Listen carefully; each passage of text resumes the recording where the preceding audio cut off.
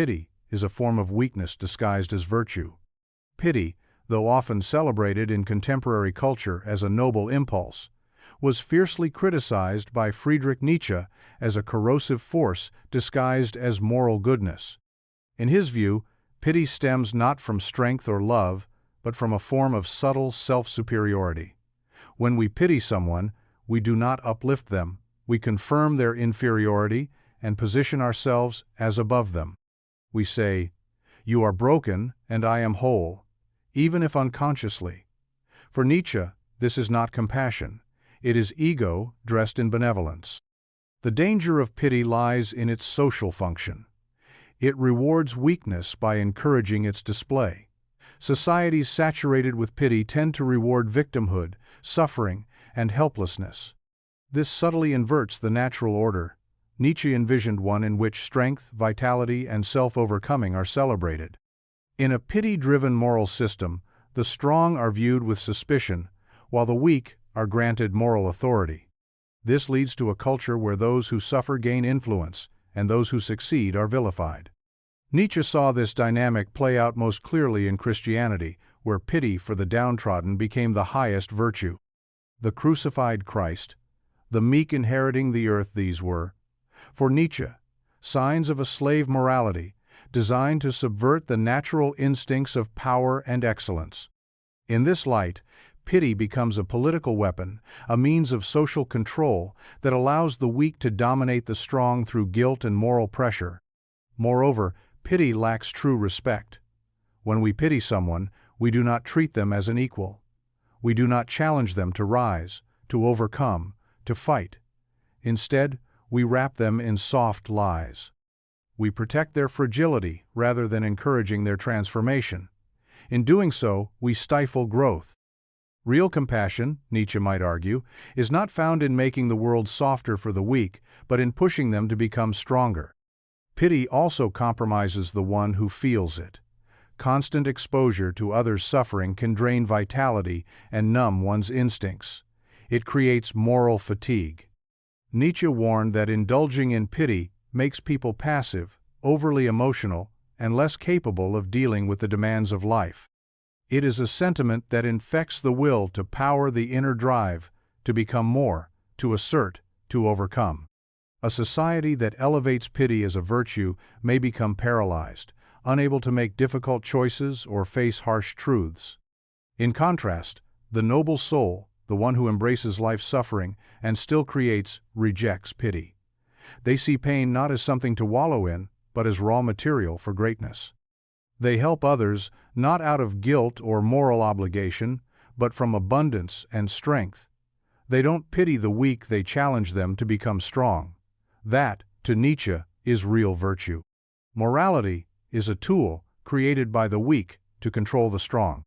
At its core, this idea, most powerfully advanced by Nietzsche, argues that moral systems, especially those dominant in Western culture, are not eternal truths handed down by divine authority, but constructs born out of resentment. Specifically, resentment from the weak. When individuals or groups lack the strength, power, or will to challenge the dominant class directly, they weaponize morality to level the playing field. They redefine strength as cruelty, pride as sin, and weakness as humility or kindness. This slave morality, as Nietzsche called it, is in direct contrast to master morality. The master morality arises from those who are strong, self-assured, and life-affirming. In this system, virtues are those associated with strength, nobility, courage, and self-assertion. The master does not ask whether his actions are good in the abstract. He acts, and afterward defines his actions as good because they are expressions of his nature and power. In contrast, the slave unable to act redefines his inaction as moral virtue. He condemns power because he cannot wield it. He praises meekness because it is all he has.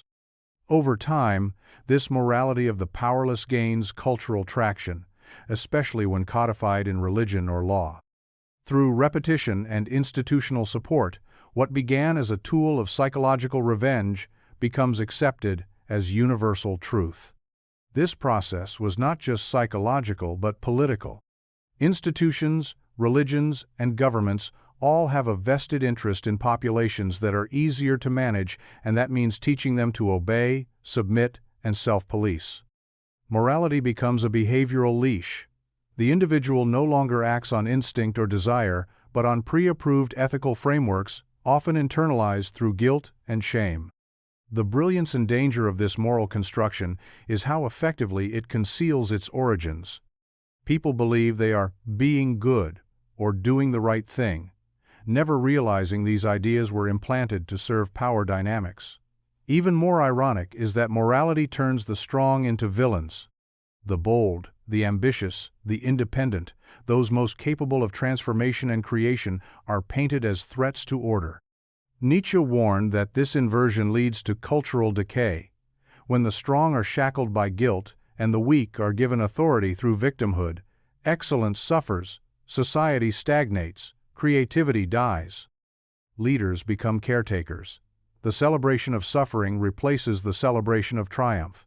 And in the end, we find ourselves governed not by the best among us, but by those most skilled at moral manipulation. Human life is driven by a blind, irrational will not reason. Arthur Schopenhauer's central insight was that beneath all human thought, beneath reason, logic, and consciousness, there lies a deep, blind force he called the will.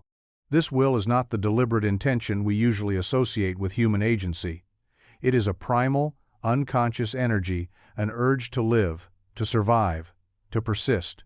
It is the same will that compels a plant to grow toward sunlight, or an animal to mate, or a person to keep striving even in the face of futility. This idea directly challenges the Enlightenment belief in reason as the defining trait of humanity. While philosophers like Kant placed rationality on a pedestal, Schopenhauer peeled back the civilized mask to reveal that our deepest motivations are not rational at all.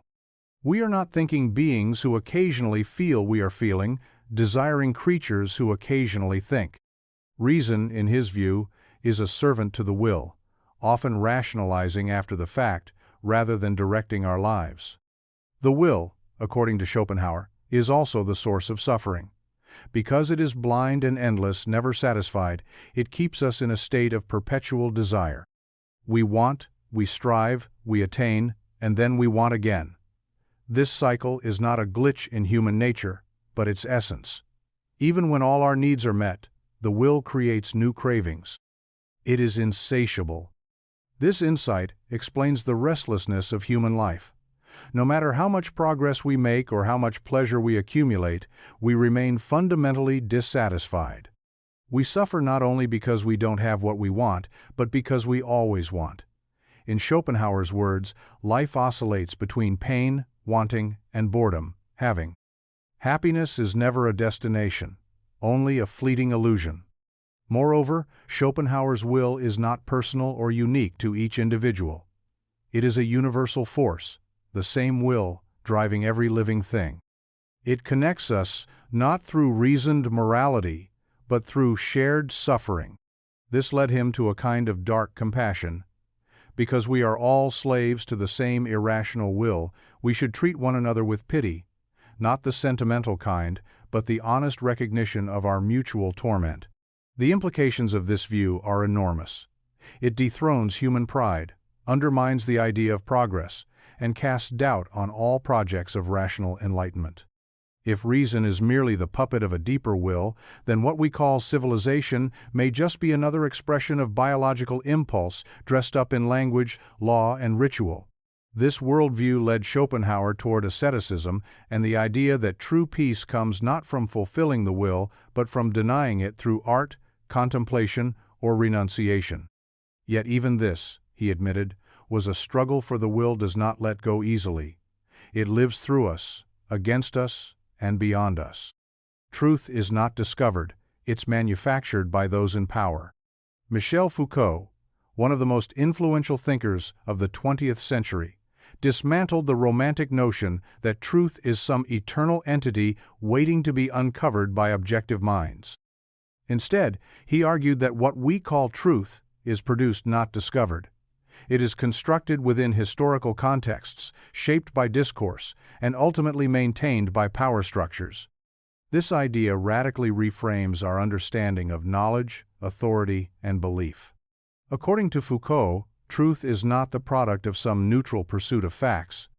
Instead, it emerges from systems of power, governments, institutions, religions, scientific bodies, and even language itself. These systems decide what is true, who is allowed to speak it, and what forms of evidence are valid. Universities grant authority. News media frame narratives. Courts validate legitimacy. All of these are mechanisms of what Foucault called power knowledge, an inseparable fusion where knowledge is not simply a reflection of reality, but a tool of governance. Consider medical discourse.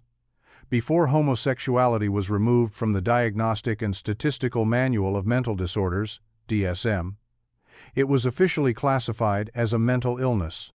This wasn't based solely on objective scientific evidence, it was rooted in cultural norms and institutional biases. Once the cultural power shifted, so did the truth. It was not truth that changed, but the power structures defining it. This is a striking example of how truth is not a mirror of reality, but the product of consensus among those in control. Power doesn't just repress, it produces. It produces knowledge, categories, identities, and truths that serve specific interests. The school doesn't just educate, it disciplines. The prison doesn't just punish, it categorizes bodies and minds. The media doesn't just inform, it sets the limits of discourse. Each of these institutions generates its own version of truth, which is then internalized by individuals as if it were objective fact. This manufactured truth is not necessarily sinister or conspiratorial. Often, it appears benign or even progressive. But that's precisely why it's powerful. When a truth is accepted as natural or self-evident, it becomes invisible. It is no longer questioned. Foucault's task was to reveal how even the most obvious truths about sexuality, madness, crime, race, gender were historical products of control and domination. Understanding this doesn't mean truth doesn't exist, but rather that we must always ask, who benefits from this truth? Who gets to speak it? Who is silenced? What alternative truths were buried in the process? The idea that truth is manufactured by power compels us to approach all knowledge critically, not as passive consumers, but as investigators of the forces that shape our reality. The concept of free will is a delusion invented for punishment. The belief in free will is so deeply embedded in Western culture that questioning it feels almost blasphemous. Yet philosophers from Nietzsche to Foucault have done precisely that, and their conclusions are unsettling. They argued that free will, far from being a liberating idea, is a tool crafted to justify punishment, moral judgment, and social control. The illusion of free choice enables society to treat individuals as morally culpable, not just responsible, but punishable. Foucault's analysis of modern institutions, especially prisons, revealed that the idea of free will underpins the entire system of discipline. If a person chooses to commit a crime, then the full weight of punishment can be justified. It's no longer just about protecting society, it becomes a moral reckoning. The criminal becomes not just someone who broke a law, but someone who deserves suffering. In this way, punishment is no longer about deterrence, it becomes about retribution. But what if human behavior is not freely chosen? What if actions are the product of a complex matrix of biology, trauma, culture, and power? What if there is no I freely deciding, but only a system responding to forces beyond its control? If that's true, as determinists and many neuroscientists now argue, then much of our justice system becomes a theater of cruelty masquerading as morality. Nietzsche was especially scathing about the concept of free will. He called it a theologian's trick, a way to make humans feel guilty. In his Genealogy of Morals, Nietzsche traced how the idea of guilt was fused with the notion of free will in order to produce obedient individuals.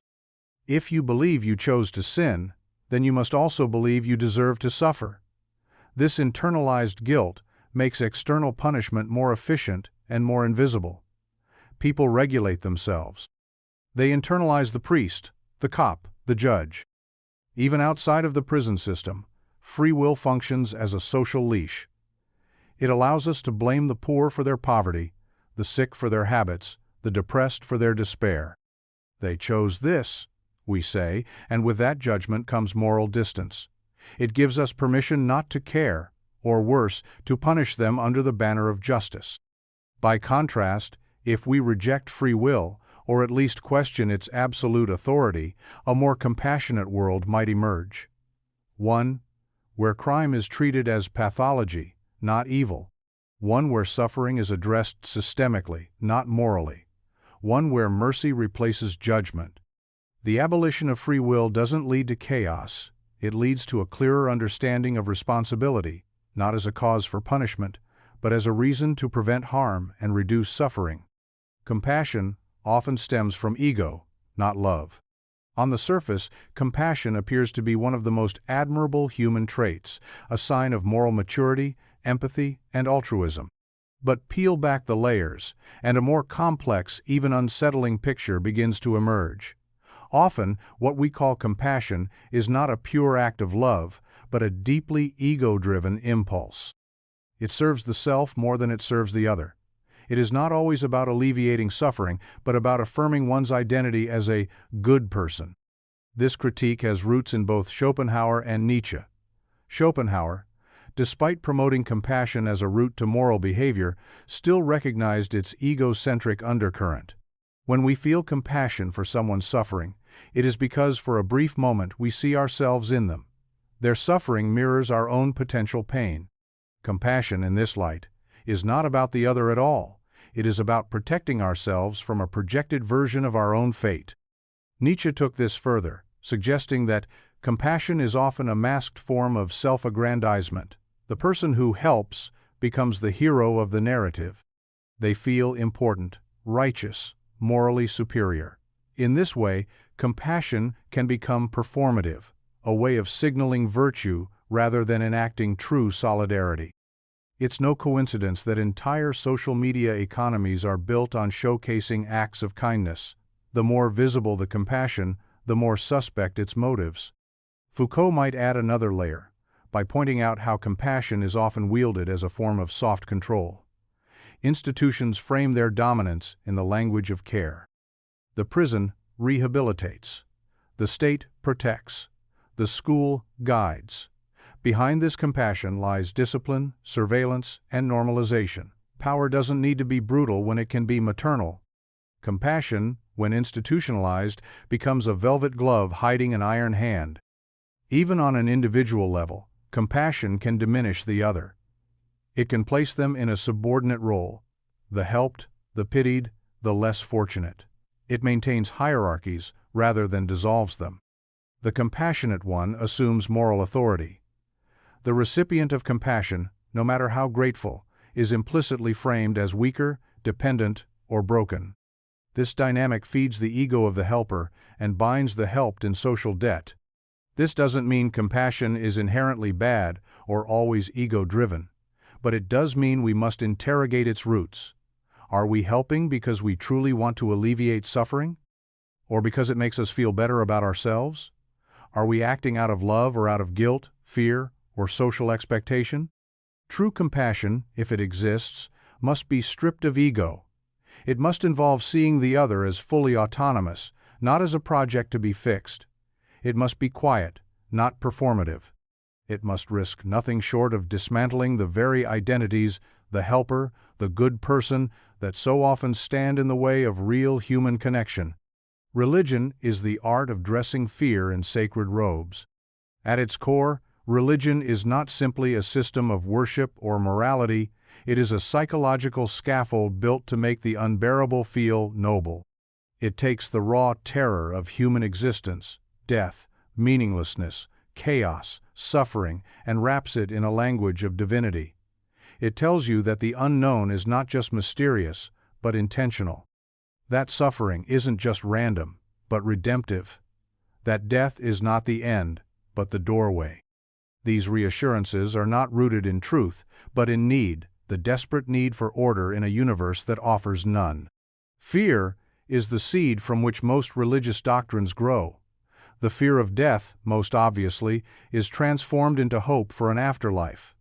The fear of isolation becomes communion with a divine presence. The fear of moral ambiguity becomes a rigid code of right and wrong. Religion answers the unanswerable with certainty and cloaks uncertainty with ritual. But behind the sacred texts, behind the chants and icons and sermons, is a primal need to believe that someone, somewhere, is in control. This control, or the illusion of it, is what gives religion its seductive power. In a world where earthquakes swallow cities, where diseases strike without warning, where loved ones die with no justice or explanation, religion steps in as the great narrative maker. It creates a story where none exists. And even if the story is painful or demanding, it is better than silence, better than the void. But this dressing up of fear is not benign. By claiming to hold the ultimate truth, religion often silences questioning, shames doubt, and punishes deviation. The fear that gave birth to religion also becomes embedded within it, fear of sin, of judgment, of damnation. So while religion may claim to free the soul, it often binds it tighter not in chains of iron, but of inherited belief. You are told what to think, what to fear, who to love, and who to kill, all under the banner of divine instruction. Even morality under religion is often a form of control, not compassion. You are not taught to be good for its own sake, but to avoid punishment or gain reward. The carrot and the stick are eternal. Heaven or hell, salvation or suffering.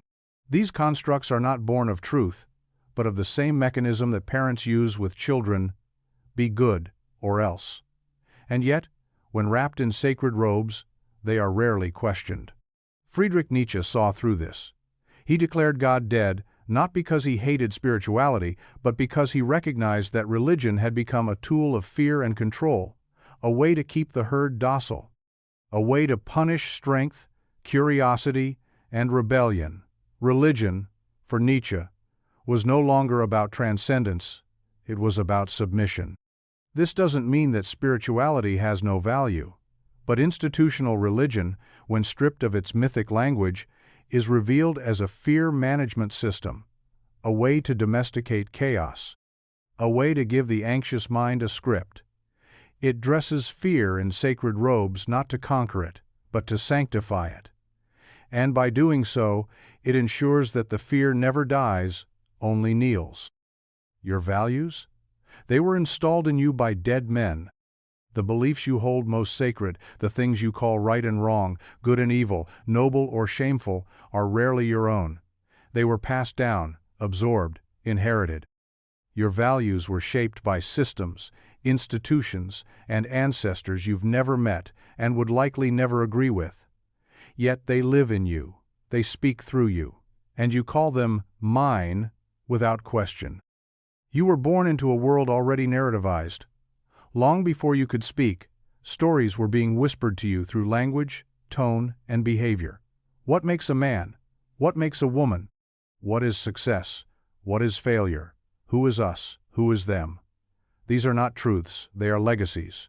And the architects of these legacies are often long gone. The moral codes you cling to, the national identity you boast about, the religious or philosophical frameworks you repeat, they are echoes. They come from thinkers, conquerors, priests, revolutionaries, all of them products of their own time, their own biases, their own agendas. And yet, these dead men continue to shape your instincts. When you feel guilt or pride or shame, it is often not your soul speaking, it is a script written generations ago. Take gender roles. Much of what people believe about masculinity or femininity comes not from nature, but from centuries-old traditions created in agricultural societies, religious institutions, and patriarchal hierarchies. These roles were functional, often oppressive, and rooted in survival, not truth. Yet today, people still live inside these roles, defending them as natural, without ever questioning their source. Or consider patriotism. National pride is often instilled through anthem, flag, and story, all written by victors, mythmakers, and state-sponsored historians. You are taught who the heroes are, who the enemies were, and what your place in that narrative should be. These stories are not fact, they are strategy. They are designed to bind a population to a collective identity, and that identity was designed by men who are now bones in the ground. Even your spiritual beliefs may be inherited from thinkers who interpreted symbols and myths through the lens of their own fears and desires. The rules they set about love, sex, power, purity were often designed to control others, not liberate them. And yet, their words become sacred, beyond question, beyond evolution. To realize that your values are not uniquely yours is deeply unsettling. It means you have to re-examine everything. It means you might have to tear out the foundation of your moral identity and decide, consciously, what to rebuild. Most people will not do this. It's easier to live as a vessel than to start from scratch. But those who do dare to look behind the curtain often discover that their deepest beliefs were never examined, only inherited. You were not born with values. You were programmed, and the programmers are dead. The question is, will you let their voices continue to rule your life, or will you start writing your own code? Enlightenment is realizing how little control you actually have. The quest for enlightenment is often framed as a journey toward mastery over thought, over emotion, over reality itself. But the deeper you go, the more that illusion unravels. Enlightenment isn't about gaining control. It's about realizing how little of it you ever truly possessed. It's the moment when the scaffolding of ego collapses, and you see that your thoughts are not yours, your feelings are not stable, and your will is not absolute. You didn't choose your biology, you didn't choose your culture, your early environment, your traumas, or even your deepest desires. You are, in many ways, a vessel filled, shaped, and animated by forces far beyond your conscious awareness. What you take credit for your successes, your insights, your choices are often the result of conditioning, accidents, instincts, and inherited frameworks. This doesn't mean you are powerless, but it does mean that your power is not what you thought it was. Most of what you do is reactive, habitual, and unconsciously patterned. You are a storm pretending to be a sailor. You narrate your life as if you're steering the ship, but the winds of biology, history, and circumstance blow where they will. Realizing this is not a defeat, it is the beginning of actual awareness. The control you think you have is often post-event rationalization. You feel something, do something, and then your mind constructs a story to explain it. The story gives you the illusion of authorship, but the script was already in motion. Neuroscience confirms this. Your brain initiates decisions milliseconds before you become aware of them. Free will, as popularly understood, is largely an afterthought. And yet this realization is liberating, because once you stop clinging to the illusion of total control, you stop blaming yourself for every failure, every slip, every intrusive thought. You begin to observe rather than judge. You stop trying to dominate your mind and start learning to understand it. The ego loses its tyrannical grip. You are no longer a ruler trying to manage a chaotic kingdom. You are a witness, learning the terrain. Foucault wrote about how power often works not through violence, but through internalized discipline. Enlightenment means seeing that this internal control, the need to manage everything, to be perfect, to be consistent, is itself a prison. You don't break free by mastering control, you break free by surrendering to the complexity of what you are. The final irony is this: by realizing you have little control, you actually gain a new kind of power. The power to respond rather than react. The power to let go rather than cling. The power to act without being enslaved by the need to be certain. Enlightenment is not the crown of the self. It is the quiet collapse of the self's illusion. And in that collapse, something far deeper is revealed. Society rewards conformity, not brilliance. Brilliance, in its rawest form, is unsettling. It breaks patterns, questions dogmas, and shines a light on what others prefer to ignore. Conformity, by contrast, smooths edges. It fits neatly into institutions, organizations, and social structures. From childhood, individuals are taught not directly, but through repetition and reward, that the system favors those who blend in over those who stand out. Schools often don't cultivate genius, they cultivate obedience. Students who memorize well, follow instructions, and cause no disruption are praised. Those who question assumptions, challenge norms, or color outside the lines are labeled as difficult, unfocused, or even problematic. This social mechanism extends into adulthood. In most workplaces, success is rarely about the quality or originality of one's ideas. It's about alignment with company culture, with management expectations, with brand values. Innovation is only welcome when it's safe, incremental, or marketable.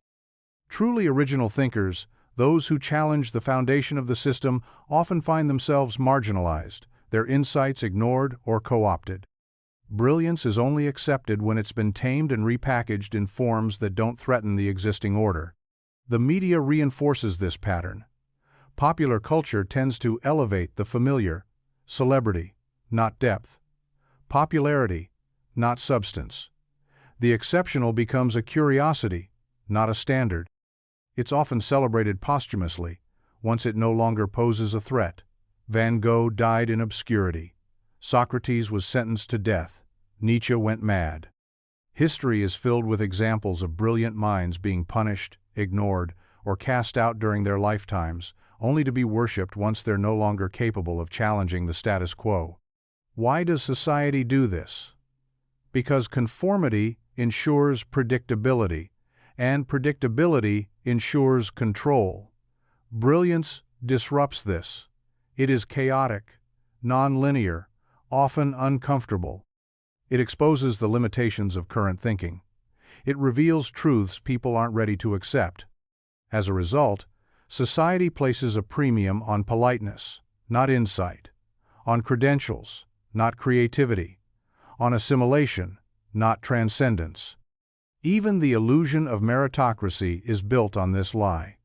We are told that the best ideas win, but the best ideas often require too much change, too much courage, too much risk. The market doesn't always reward what is most needed, it rewards what sells. Institutions don't promote what is true, they promote what aligns with their survival. This is not a cynical observation, it's a structural one. The result is a world in which the brilliant often have to wear masks. They downplay their originality. They simplify their thoughts. They find ways to translate their genius into forms that won't disturb the slumber of the masses. And in doing so, brilliance is diluted. The price of survival is self-betrayal. If society were serious about rewarding brilliance, it would build systems that embrace discomfort, that protect dissidents, that fund those who ask the dangerous questions. But instead, it rewards those who play the game, who say the right things, at the right time, in the right tone. In such a world, brilliance must hide in plain sight or be willing to suffer the consequences of being truly seen. The noble soul creates its own values, even if they are cruel. The noble soul, in Nietzsche's conception, is not beholden to the values of the herd. It does not accept morality handed down from religious institutions, governments, or social consensus. It creates its own code, a personal ethic rooted in strength, vitality, and the will to power. These self-created values may, from the outside, appear cruel, harsh, or even evil. But to the noble soul they are necessary expressions of life affirmation, honesty, and authenticity. This kind of individual is rare. Most people adopt values passively. They inherit them from parents, schools, and culture without question. They confuse obedience with goodness. But the noble soul is different. It interrogates values. It asks not, "Is this moral?" but "Who benefits from this morality?" And, "Does this serve my growth, my strength, my becoming?" If the answer is no, the noble soul discards that value no matter how sacred it is to the herd. Creating one's own values is an act of supreme courage. It means stepping outside tradition and standing alone. It means becoming a lawgiver to oneself, which requires not only insight, but power, the ability to impose that law through action, example, and sheer force of will. This can look like cruelty to those who cling to the safety of collective morality. But from Nietzsche's perspective, the cruelty is not gratuitous. It is necessary. Cutting away falsehood, exposing weakness, and refusing to comfort mediocrity are acts of integrity, not malice. For example, the noble soul might reject the idea that all people are equal, not out of arrogance, but out of fidelity to observable truth. They might value strength over kindness, pride over humility, excellence over inclusion. In doing so, they are not seeking to dominate, but to affirm the reality of difference and the importance of hierarchy in the pursuit of human flourishing. This doesn't mean the noble soul is a tyrant. Quite the opposite. The noble soul does not need to rule others to feel powerful. It governs itself. It disciplines its instincts, sets its own path, and lives in accordance with its inner logic, even when that path is brutal or lonely. Its cruelty is directed first and foremost at itself, in the form of self-overcoming, self-mastery, and the rejection of comfort. Nietzsche's archetype of the noble soul is not a call to violence or oppression. It is a call to authenticity, a call to stop living by borrowed beliefs and to start forging a personal ethos that reflects one's true nature. This ethos may clash with social norms, religious doctrines, or moral traditions. It may offend, but it is real, it is earned. In a world that trains people to conform, to suppress their instincts, to live quietly within inherited frameworks, the noble soul is a threat. Not because it harms others, but because it shows them what is possible. It reveals the lie of universal morality and dares others to reclaim their own creative power. This alone is enough to provoke fear, envy, and resistance. But the noble soul accepts that. It doesn't seek approval. It seeks truth, even if that truth is cruel. Power is not seized. It's performed and maintained through language.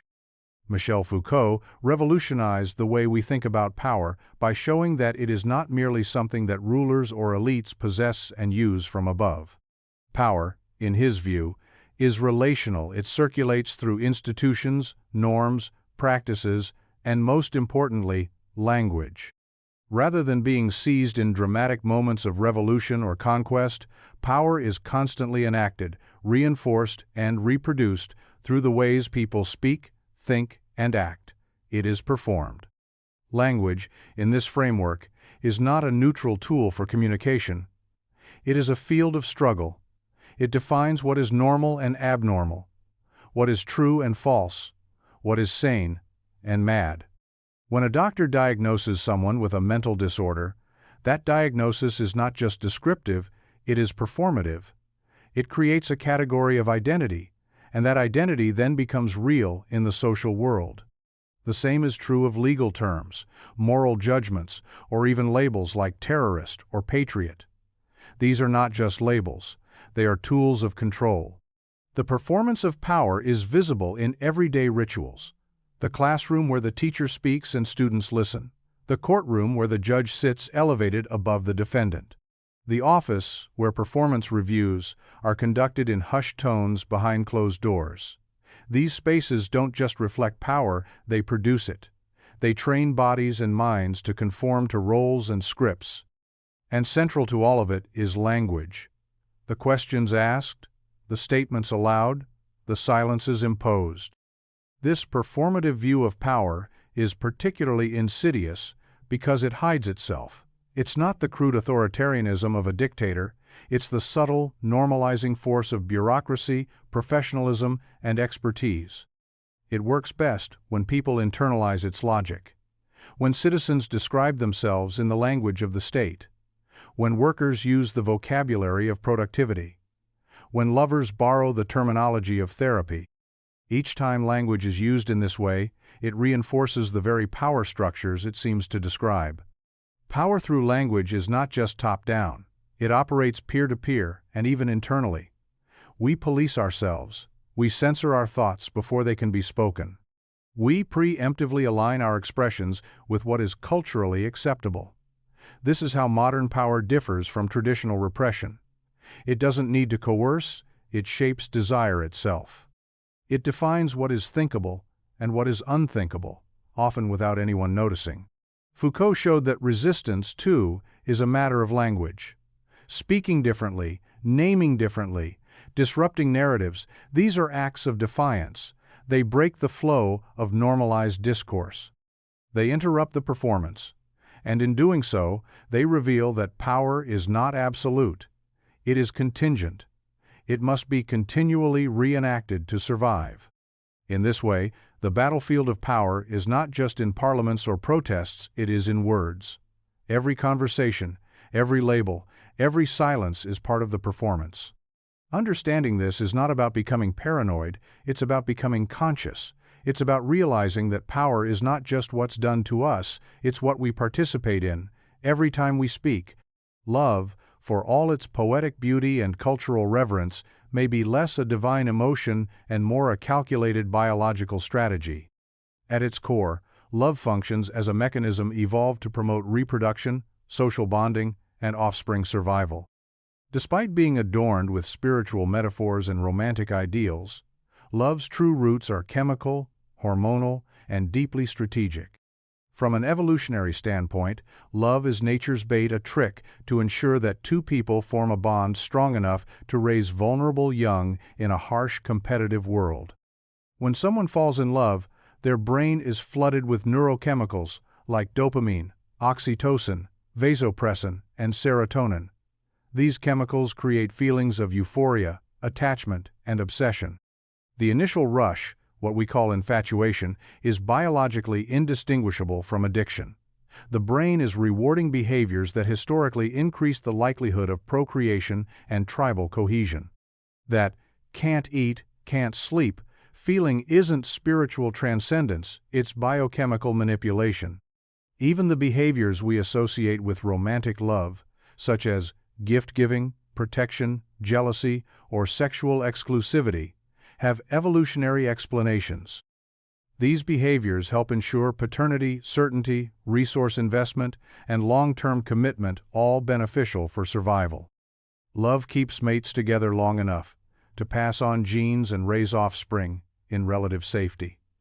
It's not about eternal souls finding one another, it's about ensuring continuity of DNA. The idea that love is pure, selfless, or transcendent is a human projection, an overlay. We've mythologized love to give meaning to our instincts. Poets, religions, and Hollywood have painted it as sacred, as a meeting of souls. But underneath these stories is a more primal script. Love, in its earliest form, didn't arise to make us whole, it arose to make us reproductive. That doesn't mean love is false or meaningless, it means it is functional, and functionality can feel profound. The mother who risks her life for her child does so not because of rational calculation, but because evolution has wired her to do so. Similarly, a partner who stays loyal despite hardship is driven by deeply embedded patterns that promote group survival. The intensity of love is real, but the motivation behind it may not be what we think. What becomes uncomfortable for many is this implication that love is less about you and me, and more about what our bodies, brains, and lineages need. This can feel dehumanizing, but it can also be freeing. Understanding the biology of love allows us to see our impulses clearly, to distinguish between cultural fantasy and embodied reality. It allows us to love with eyes open, not as puppets of our hormones, but as conscious participants in a process far older than language or ritual. Ultimately, love is not diminished by understanding its evolutionary roots. It is made more complex. It is both a trick and a treasure, a force that has sustained life through millennia, all while convincing us we were chasing something divine. Religious morality, in Nietzsche's analysis, is not the universal guide to goodness that it pretends to be. Instead, it is a sophisticated revolt, a counterattack mounted by the weak against the strong, by the resentful against the noble. At the heart of this moral framework lies a deep inversion. What was once seen as noble, proud, strong, and life-affirming is condemned as evil, while the lowly, submissive, and powerless are elevated as virtuous. This reversal is not an accident, it is a political move disguised as a moral awakening. Nietzsche described this as a slave revolt in morality. In aristocratic cultures, the powerful defined values based on their own virtues: courage, strength, pride, honor, beauty, and assertiveness. These were the attributes of those who shaped history, led battles, and forged civilizations. Good meant noble. Bad simply meant common, weak, unremarkable. There was no shame in being bad, only in being small. But the powerless, the slaves, the outcasts, the broken, could not defeat the nobles through force, so they waged war through values. They redefined the narrative. Pride became sin. Strength became cruelty. Pleasure became guilt. In this new morality, the powerful were painted as corrupt and the weak as spiritually superior. The meek would inherit the earth. The last would become first. This moral reversal gave psychological power to those who had none in the material world. Christianity, for Nietzsche, was the crowning achievement of this slave morality. It sanctified suffering. It celebrated humility. It demonized earthly power and glorified the afterlife, a realm that conveniently could not be challenged by the strong. In doing so, it allowed the weak to triumph, not by becoming stronger, but by moralizing their weakness. They turned their inability to dominate into a badge of honor. They made suffering sacred and resentment holy. This inversion had profound cultural consequences. It taught generations to despise their instincts, to fear ambition, and to distrust the body. It equated greatness with hubris and urged submission over creation. By weaponizing guilt and fear, religious morality stifled the flourishing of excellence and turned life denial into a virtue. The highest types of humanity, the artists, the warriors, the philosophers, the creators, were now seen as dangerous, even evil. Nietzsche did not merely critique religion for its hypocrisy. He exposed its function. Religious morality is not about truth, it's about power, psychological warfare waged in the name of love. It thrives on inversion, on poisoning strength with shame. Its success lies in convincing the lion that he should feel guilty for not being a lamb. What Nietzsche offered was not a call to cruelty, but to re-evaluation, a return to life-affirming values rooted in power, creativity, and self-overcoming. He urged the rise of individuals who would create their own moral codes, not out of hatred for others, but out of fidelity to life itself. In this vision, morality is no longer a cage for excellence, but a canvas for its expression. The will to power is more than just a philosophical concept, it is Nietzsche's attempt to redefine the engine of life itself. While Schopenhauer spoke of the will to live as the primary force behind existence, a blind, striving energy rooted in survival, Nietzsche saw this as too limited, too passive. Survival, he argued, is a baseline. Life doesn't just want to persist, it wants to expand, to dominate, to create, to impose form upon chaos. The will to power is this deeper, more dynamic force, the true essence of all becoming. Everything, from the smallest organism to the greatest civilization, is animated by the will to power. Plants stretch toward sunlight. Animals compete for territory and mates. Humans build empires, pursue knowledge, invent morality, craft art not merely to live, but to assert influence, to shape the world in their image. Even self-sacrifice, when viewed through this lens, can be a strategy of power, a means of gaining recognition, of transcending the self through impact. Unlike the will to survive, which is reactive, the will to power is creative. It does not simply adapt to the world, it reshapes the world. It is not satisfied with mere existence. It seeks excellence, growth, and expansion. It wants to become more, always more. This is why Nietzsche rejected Darwinian reductionism. He saw life not as a competition for survival, but as a battlefield for expression. Organisms do not evolve just to live longer, they evolve to overcome, to transform, to excel. The will to power also explains human psychology in profound ways. Why do people seek meaning, build ideologies, pursue fame or martyrdom? Because beneath it all lies the drive to matter, to leave a mark, to assert one's vision over reality. Even the priest or philosopher who claims to deny worldly power is often motivated by the subtler power of influence, of moral authority, of legacy. This idea also has deep ethical implications. If life is defined by the will to power, then traditional morality, especially the kind that glorifies humility, weakness, or self-denial, becomes suspect. Nietzsche didn't necessarily promote domination in the vulgar sense, but he saw genuine power in the capacity to create values, to live authentically, to say yes to life even in the face of suffering. That, for him, was nobility. The will to power is not cruelty. It is intensity. It is the force that drives artists to their masterpieces, thinkers to their revolutions, and individuals to self-overcome. It is the divine discontent that refuses to settle for comfort or consensus. It is not content with surviving the world, it wants to transform it.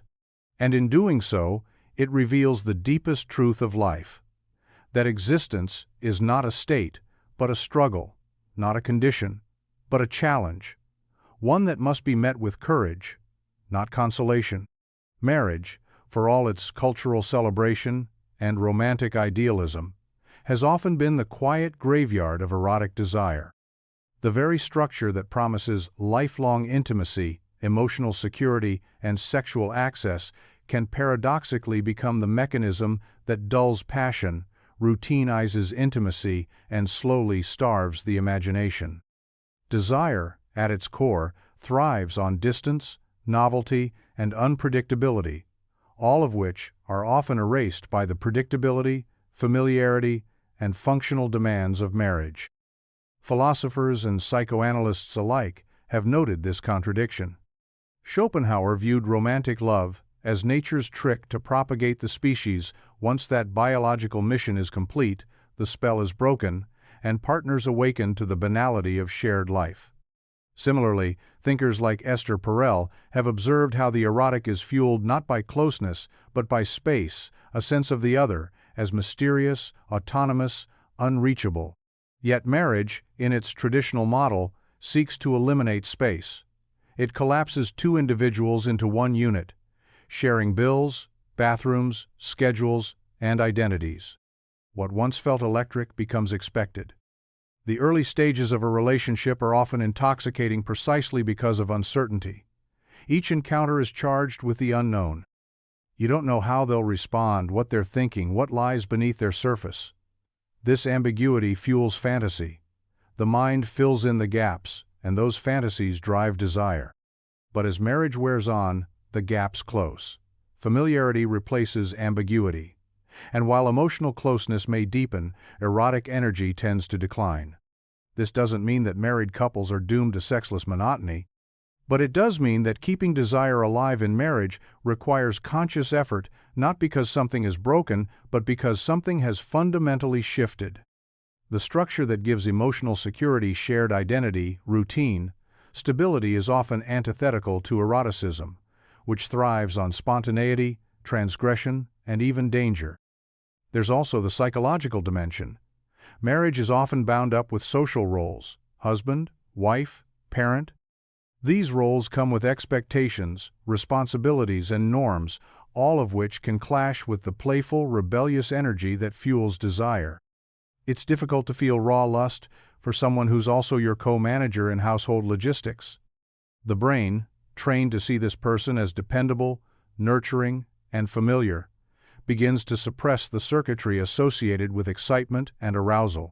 Culture compounds this problem by idealizing marriage as the solution to loneliness, the container of all love, the end goal of romance. Yet, once marriage is attained, the chase is over. The challenge that once sparked desire disappears. With nothing left to pursue, many find themselves craving excitement elsewhere, not always through infidelity, but often through fantasy, fiction, or withdrawal.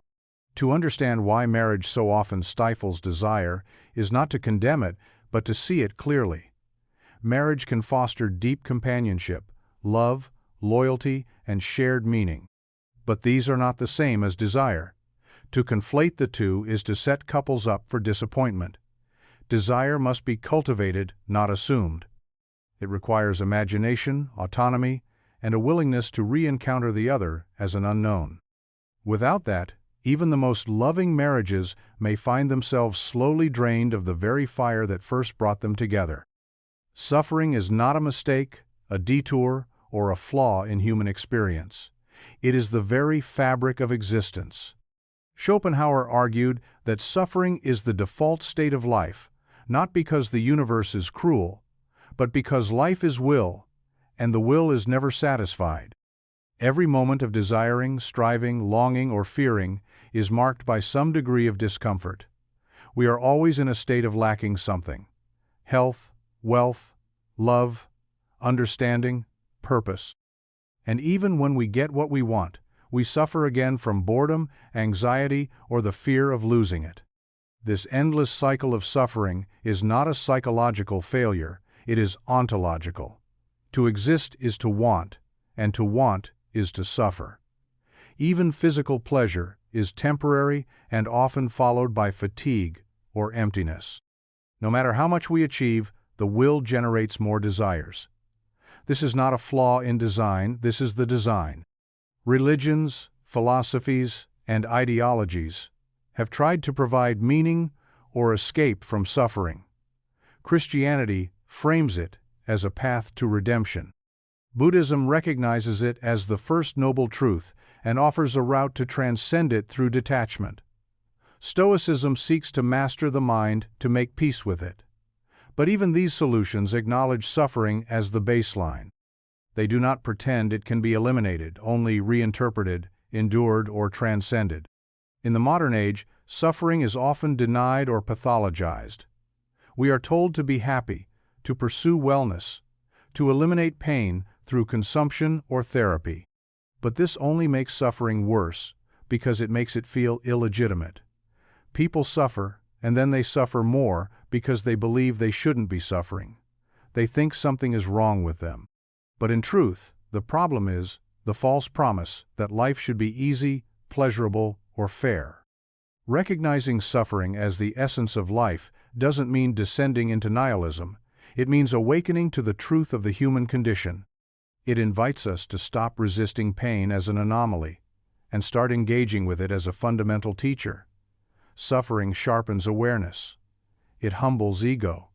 It reveals the limits of control. It deepens empathy. Many of the most profound human capacities, resilience, compassion, wisdom, are forged in the crucible of suffering. Art, too, is often born from suffering. The great works of music, literature, and painting are saturated with pain, not always overtly, but as an undercurrent of depth. What moves us in art is not just beauty, but the recognition of suffering transformed into something meaningful. In this way, suffering is not the enemy of life, but the condition that makes beauty, truth, and growth possible. The attempt to eliminate suffering is noble but futile. The wiser path may be to integrate it, to accept it not as a punishment or a failure, but as the cost of being conscious in a world that never guarantees safety or satisfaction. In that acceptance, there is strength.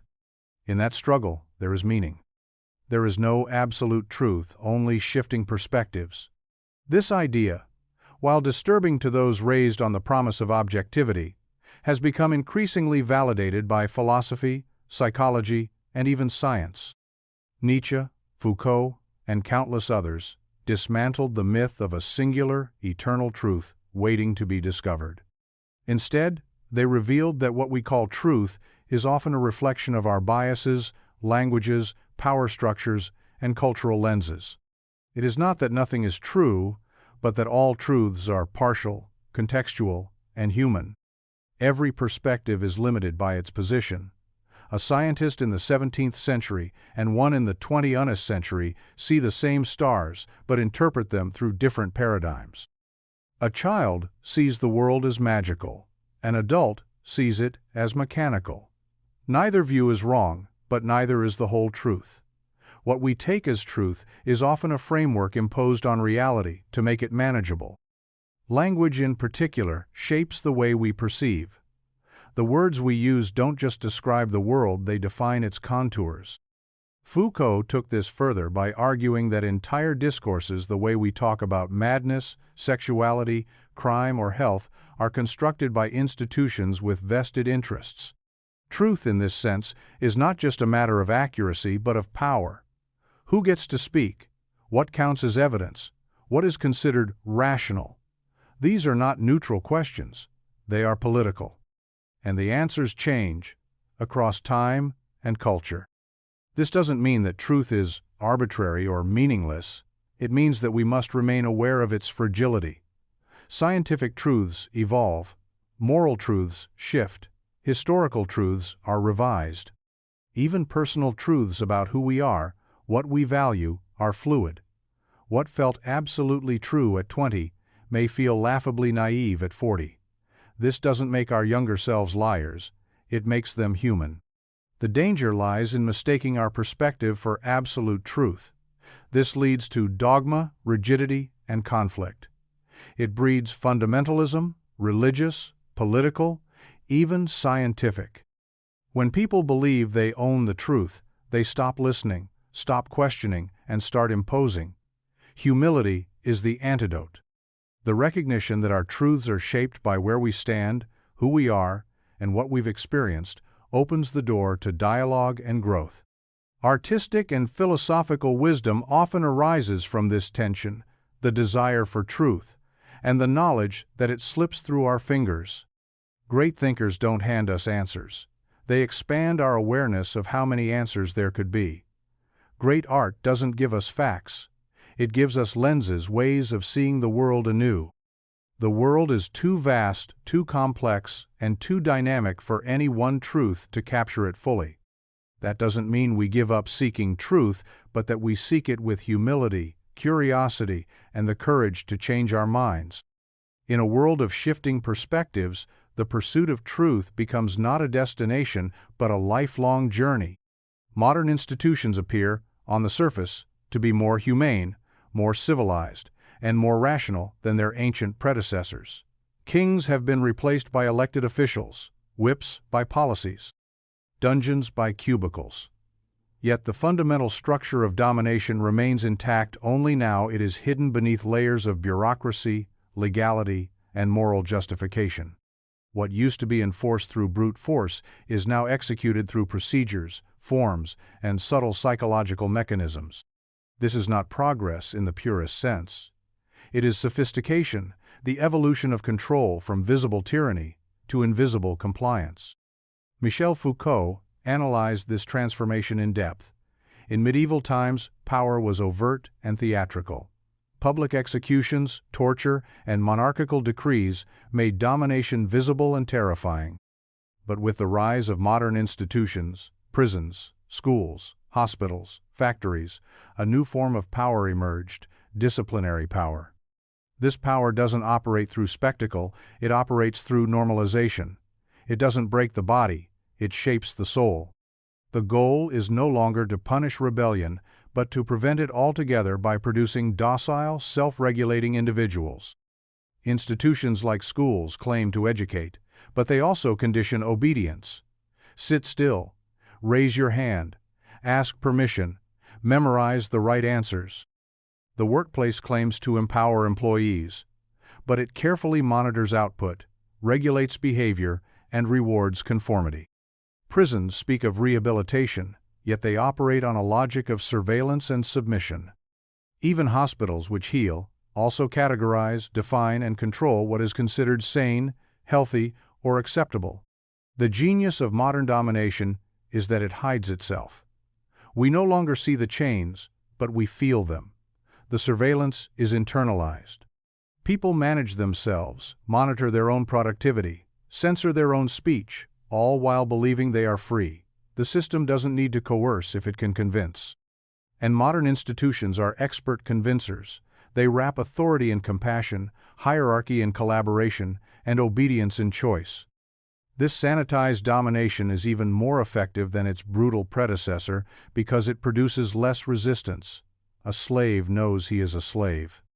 A modern worker may believe he is free, even as every aspect of his day from his schedule to his speech is controlled. This illusion of freedom is part of the control. It reduces rebellion by embedding domination in the very idea of normal life. Power today is not less present. It is more pervasive, more granular, more intimate. It is woven into the way we learn, work, love, and even think. It doesn't just tell us what to do. It tells us who to be. It shapes our desires, our fears, and our sense of reality. And because it is so deeply embedded, it is harder to see and even harder to resist. Modern institutions didn't remove domination. They refined it. They made it palatable, invisible, and continuous. And in doing so, they made it more permanent. The challenge is not to escape power altogether, that may be impossible, but to become conscious of how it operates, where it hides, and how it shapes us without our knowing. Philosophers are often presented as seekers of truth, devoted to pure reason and the disinterested pursuit of knowledge. But a closer inspection reveals that many philosophers, historically and even today, function more like priests than rebels. Instead of challenging dominant moral frameworks, they sanctify them. Instead of liberating minds, they construct systems that justify existing hierarchies, often replacing divine revelation with abstract rationalism, but keeping the moral rigidity intact. Nietzsche was one of the first to make this critique explicit. He saw many moral philosophers, particularly those in the Christian and post-Christian traditions, as cloaked theologians. They abandoned God in name, but retained his structure. Where the priest claimed to speak for the divine, the philosopher claimed to speak for reason. But in both cases, the outcome was similar. They imposed a framework of shoulds and oughts, dividing the world into right and wrong, higher and lower, pure and impure. These moral systems were not discovered, but created often out of personal psychology, cultural resentment, or social conditioning. Yet they were presented as objective and universal. Kant's categorical imperative, for example, offers the moral law as if it were rooted in pure logic, accessible to all rational beings. But in reality, it's a deeply Protestant view of duty, discipline, and internalized guilt, not so different from religious dogma. Philosophers often claim neutrality, but their systems are soaked in ideology. They decide what counts as good reasoning, what is valid experience, and which questions are worth asking. And like priests, they build hierarchies between mind and body, reason and emotion, man and woman, civilized and savage. These dichotomies aren't natural. They're constructed to elevate certain values while devaluing others, and those values usually reflect the philosopher's own position within society. Even the philosopher's role, the solitary thinker, removed from the world, communing with abstract truth, mirrors the priest in his cloister. Both are intermediaries. They claim access to a higher plane and expect others to follow, and when others don't, they are labeled irrational, immoral, or heretical. The vocabulary has changed, but the function remains, to define the sacred and the profane. This doesn't mean philosophy is useless or corrupt, but it means we must approach it with suspicion. We must ask what every philosopher is trying to protect, what world they are trying to preserve, and what impulses they are trying to repress. Often, beneath the system is a fear of chaos, of ambiguity, of instinct, of freedom. The philosopher becomes a priest not because he worships God, but because he fears man. True philosophy, perhaps, begins when it breaks the priestly mold, when it dares to live in uncertainty, to embrace contradiction, to reject rigid morality in favor of creative becoming.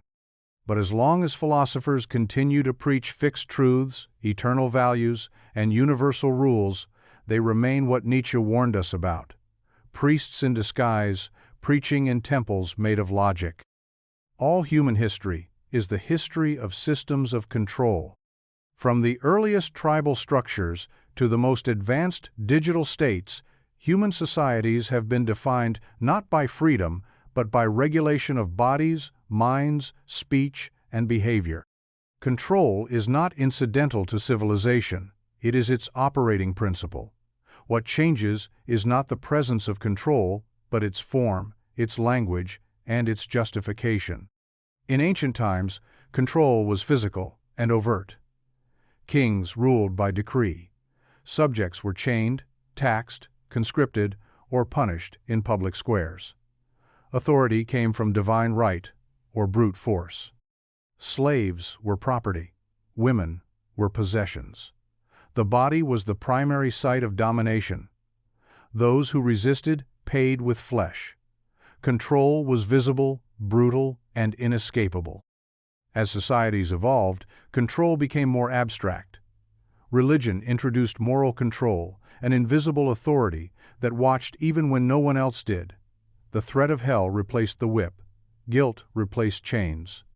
The priest replaced the soldier. The system was internalized.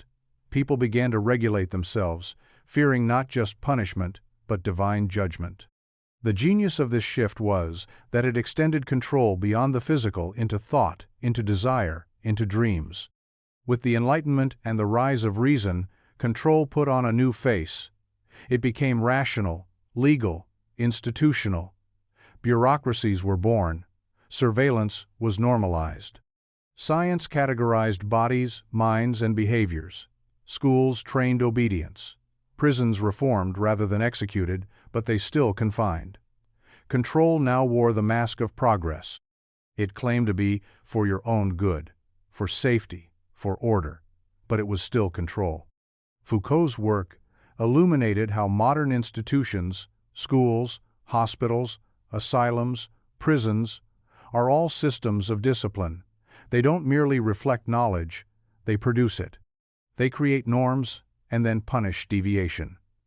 Even language becomes a tool of control, defining what can be said, what is real, what is acceptable. The history of sexuality, for instance, is not just about liberation or repression, it's about how discourse itself constructs the very categories we use to think about desire. Technology has only intensified these systems. Today, control is digital.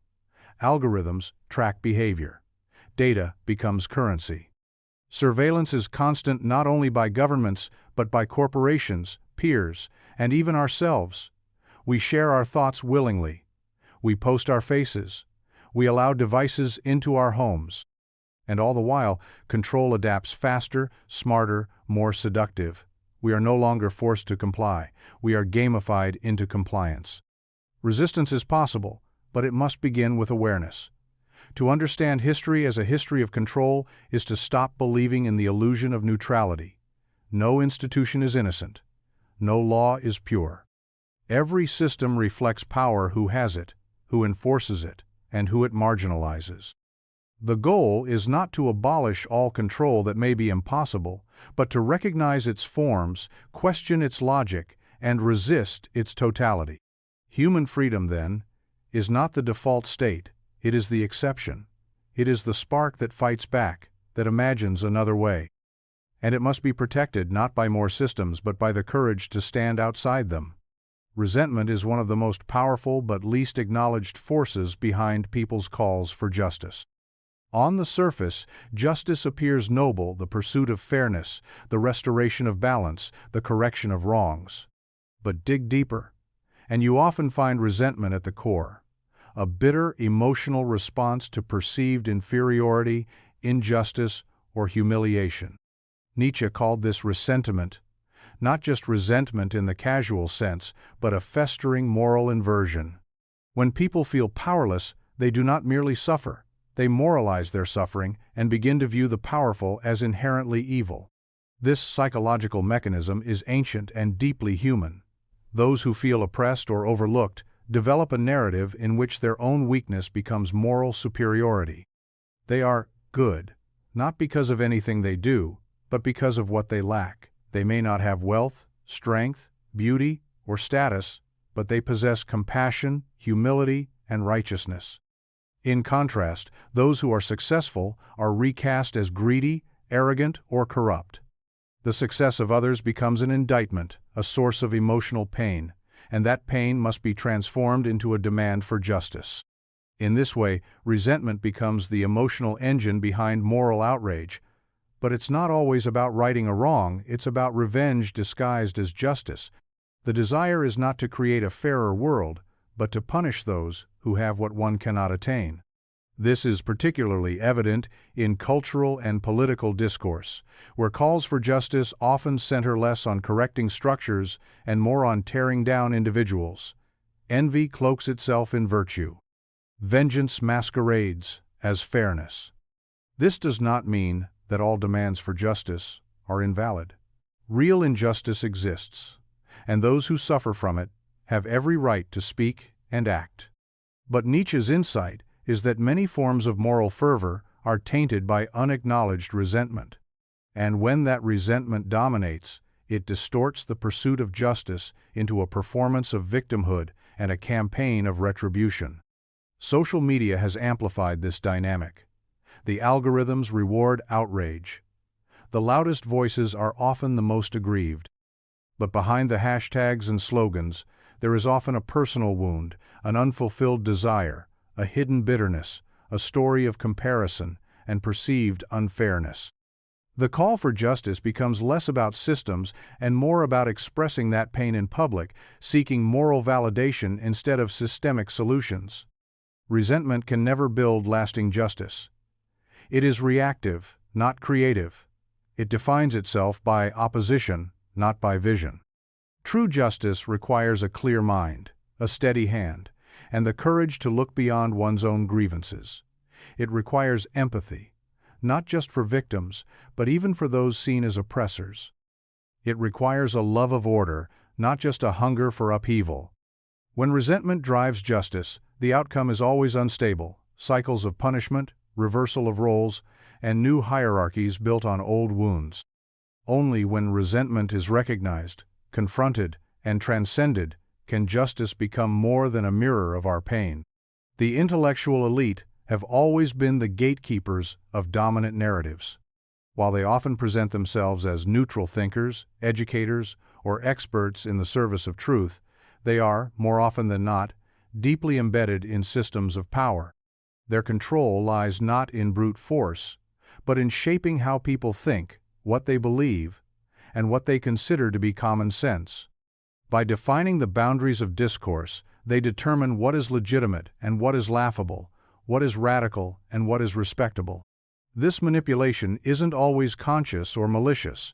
In many cases, the intellectual class sincerely believes in the narratives they promote. But sincerity doesn't cancel out function. Ideas do not float in a vacuum. They serve interests. The frameworks promoted by universities, think tanks, media institutions, and policy circles tend to reflect the values and concerns of those who fund, run, and benefit from them. One of the most powerful tools of the intellectual elite is language. Through careful choice of terminology, they frame issues in ways that favor certain interpretations and exclude others. Consider how economic inequality is discussed. Terms like disparity, market failure, or growth stagnation sanitize what might otherwise be framed as exploitation, theft, or class war. By softening the language, the elite preserve the system while appearing analytical or compassionate. Another tactic is the control of credentials. The elite often define who is allowed to speak with authority. Experts are elevated not only by knowledge, but by institutional affiliation.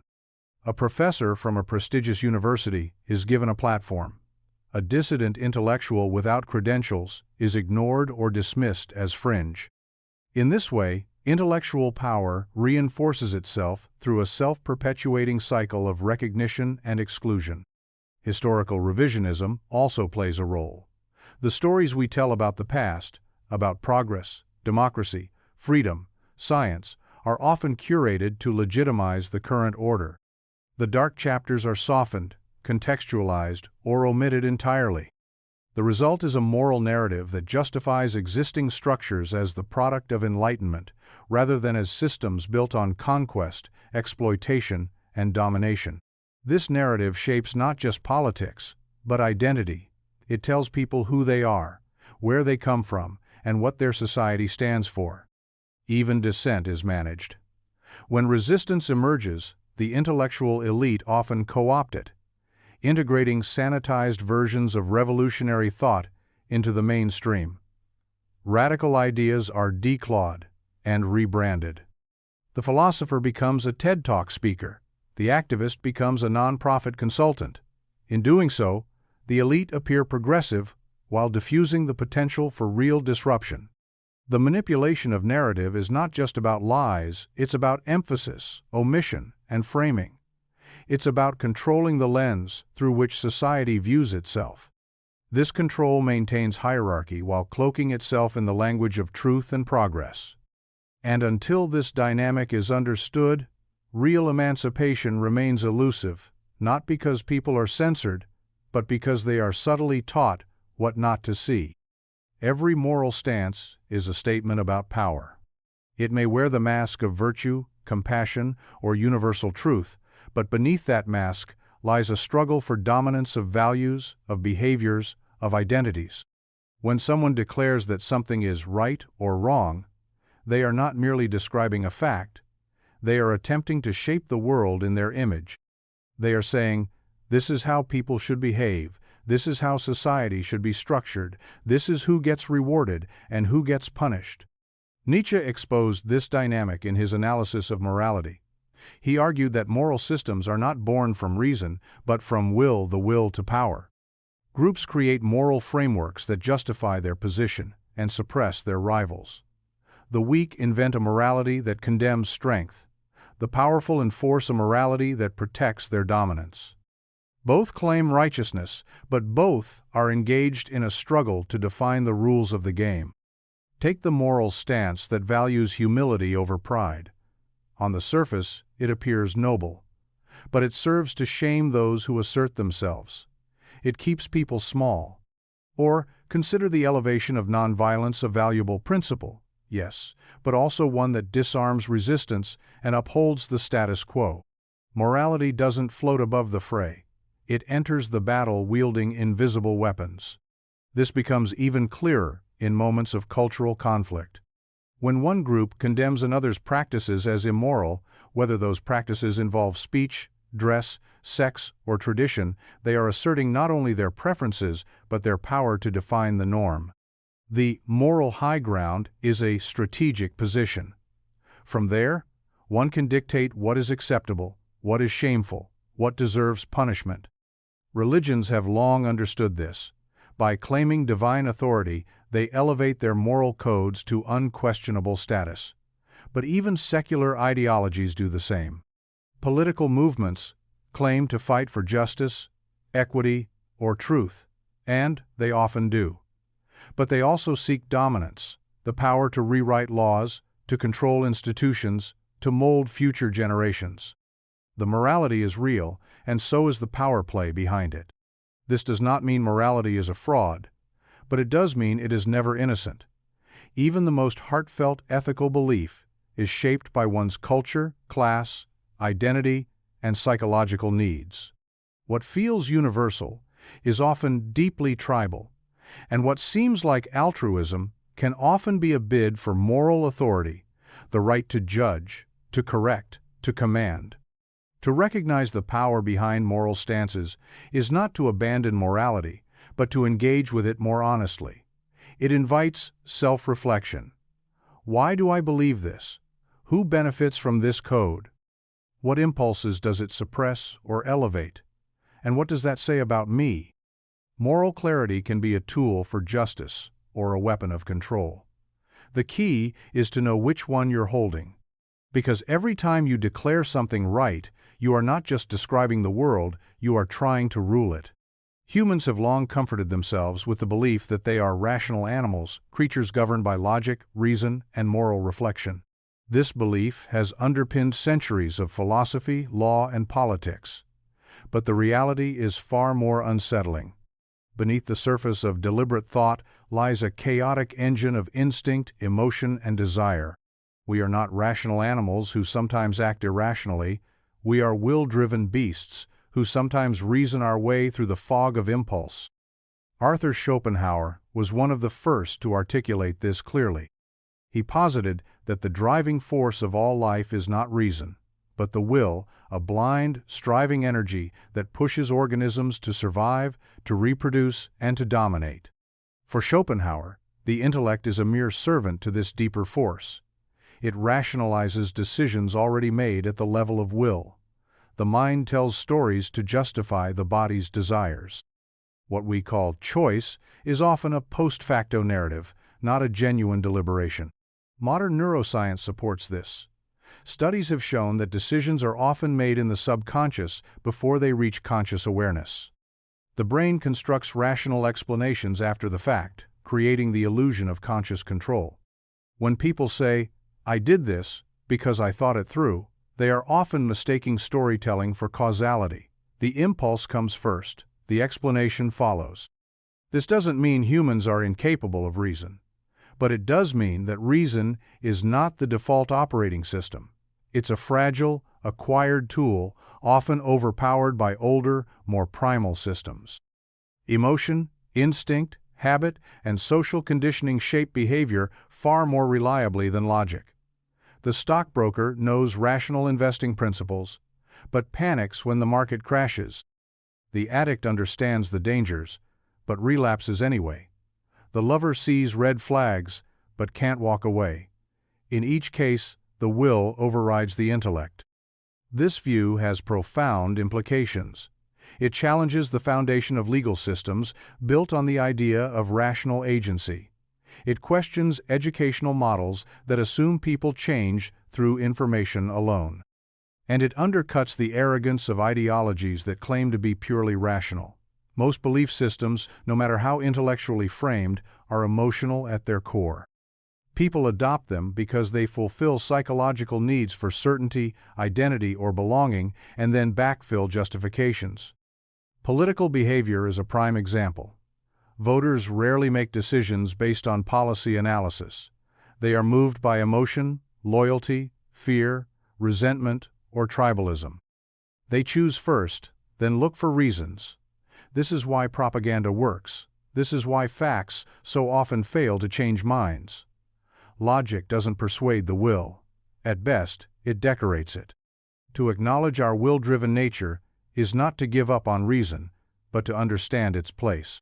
Reason must be trained, cultivated, disciplined, and even then, it is often a thin veneer over deeper forces. The real question is not whether we are rational, but how we can become more aware of the instincts that drive us so that our intellect serves not illusion, but insight.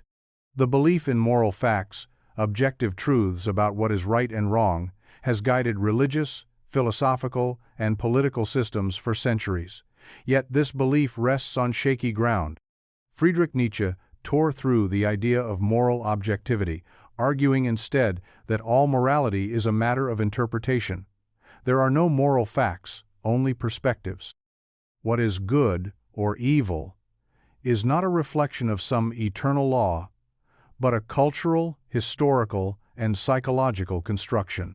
Morality is not discovered in the way we discover gravity or DNA. It is invented, shaped by the needs and fears of those who create it. One culture sees polygamy as moral, another sees it as a sin. One society glorifies war, another condemns it. These differences are not the result of ignorance, but of differing values and historical conditions. The idea that one moral code could apply universally to all humans, in all times and places, is not only naive, it is a form of cultural imperialism. Even within a single society, moral values shift dramatically over time. Slavery was once seen as acceptable, even moral. So was the subjugation of women, the criminalization of homosexuality, and the divine right of kings. These weren't fringe beliefs. They were mainstream moral facts until they weren't. The shift didn't occur because new facts were discovered, but because new interpretations gained power. Nietzsche traced the origin of many moral values to psychological forces, particularly ressentiment, a kind of creative resentment. The weak, unable to physically dominate the strong, invert the moral code. They declare that meekness, humility, and suffering are good, while pride, strength, and pleasure are evil. This reversal isn't rooted in truth, but in psychological necessity. It's a survival strategy disguised as morality. Moral interpretations are often tied to power. Those in control define what is right and wrong, in ways that preserve their dominance. Colonial powers framed their conquests as moral missions. Religious institutions declared dissenters heretics. Modern governments label whistleblowers as traitors. The moral language changes, but the mechanism remains the same. Morality is used to legitimize authority and delegitimize resistance. This doesn't mean that anything goes, or that moral debate is pointless, but it means that moral discourse should be approached with humility and skepticism. Every moral stance must be examined for its origins, its beneficiaries, and its hidden assumptions. To call something immoral is not to cite a fact, but to assert a perspective, one that should be argued, not imposed. Even our most cherished values, equality, justice, freedom, are interpretations. They are meaningful, even noble, but not absolute. They can be challenged, reinterpreted, and evolved. The strength of a moral code lies not in its claim to truth, but in its capacity to respond to human needs without pretending to be universal. By recognizing that there are no moral facts, only interpretations, we become freer thinkers, less prone to dogma, more open to nuance. We stop mistaking our preferences for eternal laws and begin the harder task of living with moral complexity. Women, like men, have always navigated power structures using the tools available to them. For much of history, physical strength and formal authority were monopolized by men. This left women to develop alternative strategies, social, emotional, and psychological, to assert influence, protect themselves, and shape outcomes. Among these tools, pity and moral superiority have been especially potent, not because women are inherently manipulative, but because society has constrained their avenues to direct power. Within that constraint, they learn to wield moral force. Pity functions as a form of leverage. By presenting oneself as vulnerable, injured, or emotionally wounded, a woman can generate empathy, deflect criticism, and elicit protection. In a culture that romanticizes female fragility and male chivalry, this strategy is rewarded. The act of appearing pitiable is not always conscious or deceitful. It can be genuine. But its effect is the same. It neutralizes conflict and shifts the moral burden onto others. Criticizing someone who appears hurt becomes socially unacceptable. The moral high ground becomes a shield. Moral superiority works differently. Rather than appealing to compassion, it asserts righteousness. It frames the woman as ethically elevated, more caring, more sensitive, more socially aware. This tactic can be particularly effective in moral debates, family dynamics, or intimate relationships. By casting the other person, often a male partner, as selfish, insensitive, or toxic, the woman gains control of the emotional narrative. Her actions become justified not by reason, but by moral necessity. These strategies are amplified in modern contexts. In social media spaces, where victimhood often confers moral capital, the public display of suffering or ethical indignation can yield attention, validation, and influence. In progressive circles, the claim to be more empathetic or aware can function as a power play. In conservative spaces, traditional femininity and martyrdom can be moralized to similar effect. The weapon is different, but the game is the same. Gain moral leverage in a world where formal power is still uneven. Critics of this analysis may call it misogynistic, but it is not an attack, it's a recognition of adaptive intelligence. Women, constrained by patriarchal structures, developed survival strategies that leverage the power of perception and morality. The fact that these strategies exist doesn't mean all women use them manipulatively, or that men are immune to similar tactics. But historically, women have had fewer tools, and they have used the ones they had with exceptional skill. These dynamics become especially complex in personal relationships. Disagreements become morality plays. Expressions of frustration are reframed as insensitivity. Accountability becomes cruelty. Over time, this moral framing can stifle honest dialogue. The partner who disagrees is not just wrong, he's bad. In this environment, emotional power can be just as suffocating as physical dominance. To acknowledge these dynamics is not to demonize women, but to understand power more fully. Power does not only operate through brute strength or institutional control. It operates through symbols, stories, and feelings. And in that realm, pity and moral superiority are not just defenses, they are weapons. Understanding them is the first step toward honest, equal relationships where both parties can speak and be heard without resorting to unspoken games. Truth-tellers rarely find themselves in positions of comfort or power. More often, they are ridiculed, isolated, censored, or exiled. The reason is simple. Truth is dangerous. It disrupts the stories that keep societies cohesive, institutions respected, and hierarchies intact. A truth-teller doesn't merely present facts, they threaten the illusions that people cling to for identity, meaning, and stability. In contrast, flatterers reinforce those illusions. They tell people what they want to hear. They confirm biases, soothe egos, and align with the dominant narrative, and for that, they are rewarded. History offers countless examples. Socrates was executed not for any crime of violence, but for corrupting the youth, in other words, for encouraging them to question authority. Jesus was crucified not for healing the sick, but for challenging religious orthodoxy. Galileo was silenced for stating what was scientifically true but politically dangerous. These were not isolated cases. They illustrate a recurring pattern. Systems of power do not welcome disruptive truths, they punish them.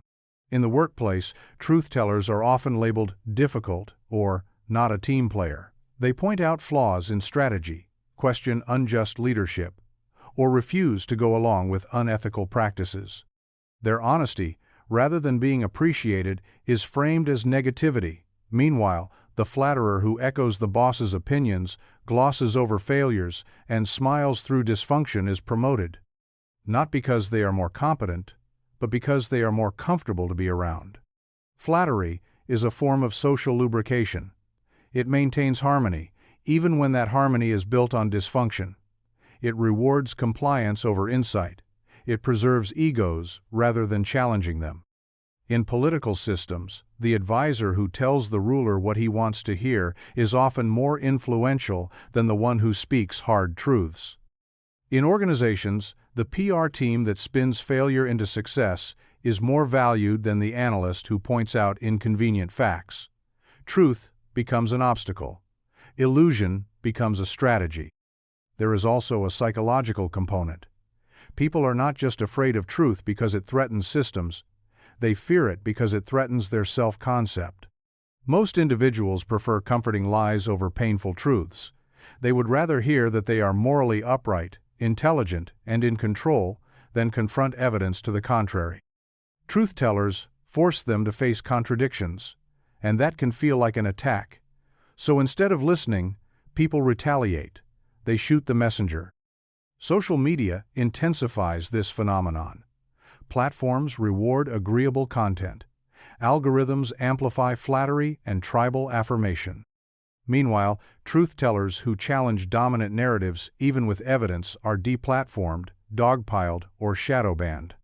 In this environment, popularity becomes a proxy for truth, and truth becomes a liability. To speak the truth, especially when it is unwelcome, is to accept a certain level of exile. It is to stand apart, to risk misunderstanding, to lose status or connection. But without truth-tellers, societies stagnate. They collapse into echo chambers and delusion. The promotion of flatterers ensures short-term comfort but guarantees long-term decay. Truth-tellers may not be embraced, but they are essential. Without them, we drift further from reality, and eventually, reality strikes back. Human nature, at its core, is driven more by self-interest than altruism. While we are capable of empathy, cooperation, and sacrifice, these traits often arise not from pure moral instinct, but from calculated or unconscious strategies to benefit ourselves, our kin, or our tribe. Evolution has equipped us with behaviors that appear pro-social on the surface, but underneath are motivated by survival, reproduction, and status. We are not social creatures by design, we are selfish creatures who learn to appear social because it works. Biologically, the foundation of human behavior is the survival of the individual and the propagation of one's genes. This doesn't just apply to food, shelter, or physical safety. It extends to emotional validation, social positioning, and legacy. Even acts of generosity can be traced back to some form of return, whether material, emotional, or reputational. This is not cynicism, it's evolutionary logic. Behaviors that improved the chances of survival and reproduction were passed on. Those that didn't disappeared. Psychological research backs this up. Studies in behavioral economics show that people are far more likely to act altruistically when being watched, when they stand to gain social approval, or when there's a reputational reward. Remove the audience, remove the incentive, and the altruism fades. People are also more likely to help those who are similar to them, who belong to their in-group, or who may return the favor. These are not acts of pure selflessness, they are forms of social investment. Even morality itself, the belief in right and wrong, can be understood as a social contract shaped by selfish motives. We punish cheaters not necessarily because we care about justice in the abstract, but because we don't want to be cheated. We value honesty and kindness when it protects us, and we condemn selfishness when it threatens us. The moral systems we build are often reflections of our own fears and desires. Cooperation, which seems to contradict selfishness, actually supports it. Working with others increases individual survival chances. Reciprocity builds trust that benefits all parties. Tribes that practice mutual aid outcompeted those that didn't. But this cooperation is conditional. When resources become scarce, when people feel threatened, or when anonymity is guaranteed, the social mask falls away and the raw, selfish core of human nature reveals itself. This is why utopian visions of purely selfless societies often fail. They assume that human beings can transcend their nature, that with enough education or morality, people will act against their own interests. But time and again, history shows the opposite. Power corrupts. Scarcity breeds conflict. Even love, one of the most exalted human emotions, is riddled with jealousy, possession, and conditional attachment. Understanding that human nature is fundamentally selfish doesn't mean abandoning morality or community. It means grounding those values in reality. We build better systems not by assuming people are angels, but by designing institutions that channel self-interest into cooperation. Real progress comes not from denying selfishness, but from understanding it and working with it, not against it. Institutions, no matter how noble their founding intentions, eventually turn inward. Their primary function becomes not the fulfillment of their original mission, but their own survival. They develop internal logic, layers of bureaucracy, and self-reinforcing hierarchies that prioritize longevity over service. What starts as a vehicle for change or protection becomes a fortress of preservation. The people inside begin to serve the system itself, rather than the ideals it once claimed to uphold. Take any major institution, a government, a university, a religious organization, a nonprofit, and you'll see this pattern. Initially, the institution might emerge to solve a real problem, to educate the masses, to protect the vulnerable, to uphold justice. But over time, it grows. It accumulates power, builds infrastructure, and develops rules. As it grows, its priorities shift. Reputation becomes more important than results. Metrics replace mission. Leaders focus more on sustaining budgets, protecting roles, and maintaining influence than on serving the original cause. This is not due to malice, it is systemic inertia. Institutions are made of people, and people respond to incentives. When survival of the organization becomes the measure of success, decisions are made to protect the structure, not to serve the public. Scandals are covered up to avoid bad press. Innovation is stifled because it threatens the existing order. Critics are silenced or marginalized. The institution behaves like an organism, self-protective, self-justifying, and self-replicating. Religious institutions offer a clear example. Many begin as movements of radical compassion or reform. But once they gain power, they often become rigid, hierarchical, and dogmatic. They police doctrine more than they practice humility. They prioritize maintaining orthodoxy over meeting human needs. Dissent becomes heresy not because it's wrong, but because it threatens the structure. Educational institutions, too, frequently drift from their original purpose. Universities that once existed to cultivate critical thinking and intellectual freedom become credential factories focused on enrollment numbers, donor appeasement, and branding. Professors are incentivized to publish more than to teach. Students are customers, not minds to be developed. The system feeds itself. Even governments, founded on lofty principles of democracy and representation, often evolve into machines of self-preservation. Politicians campaign not to serve, but to retain power. Bureaucracies expand, not for efficiency, but to justify their own existence. Transparency is resisted, not because secrets protect the public, but because they protect careers.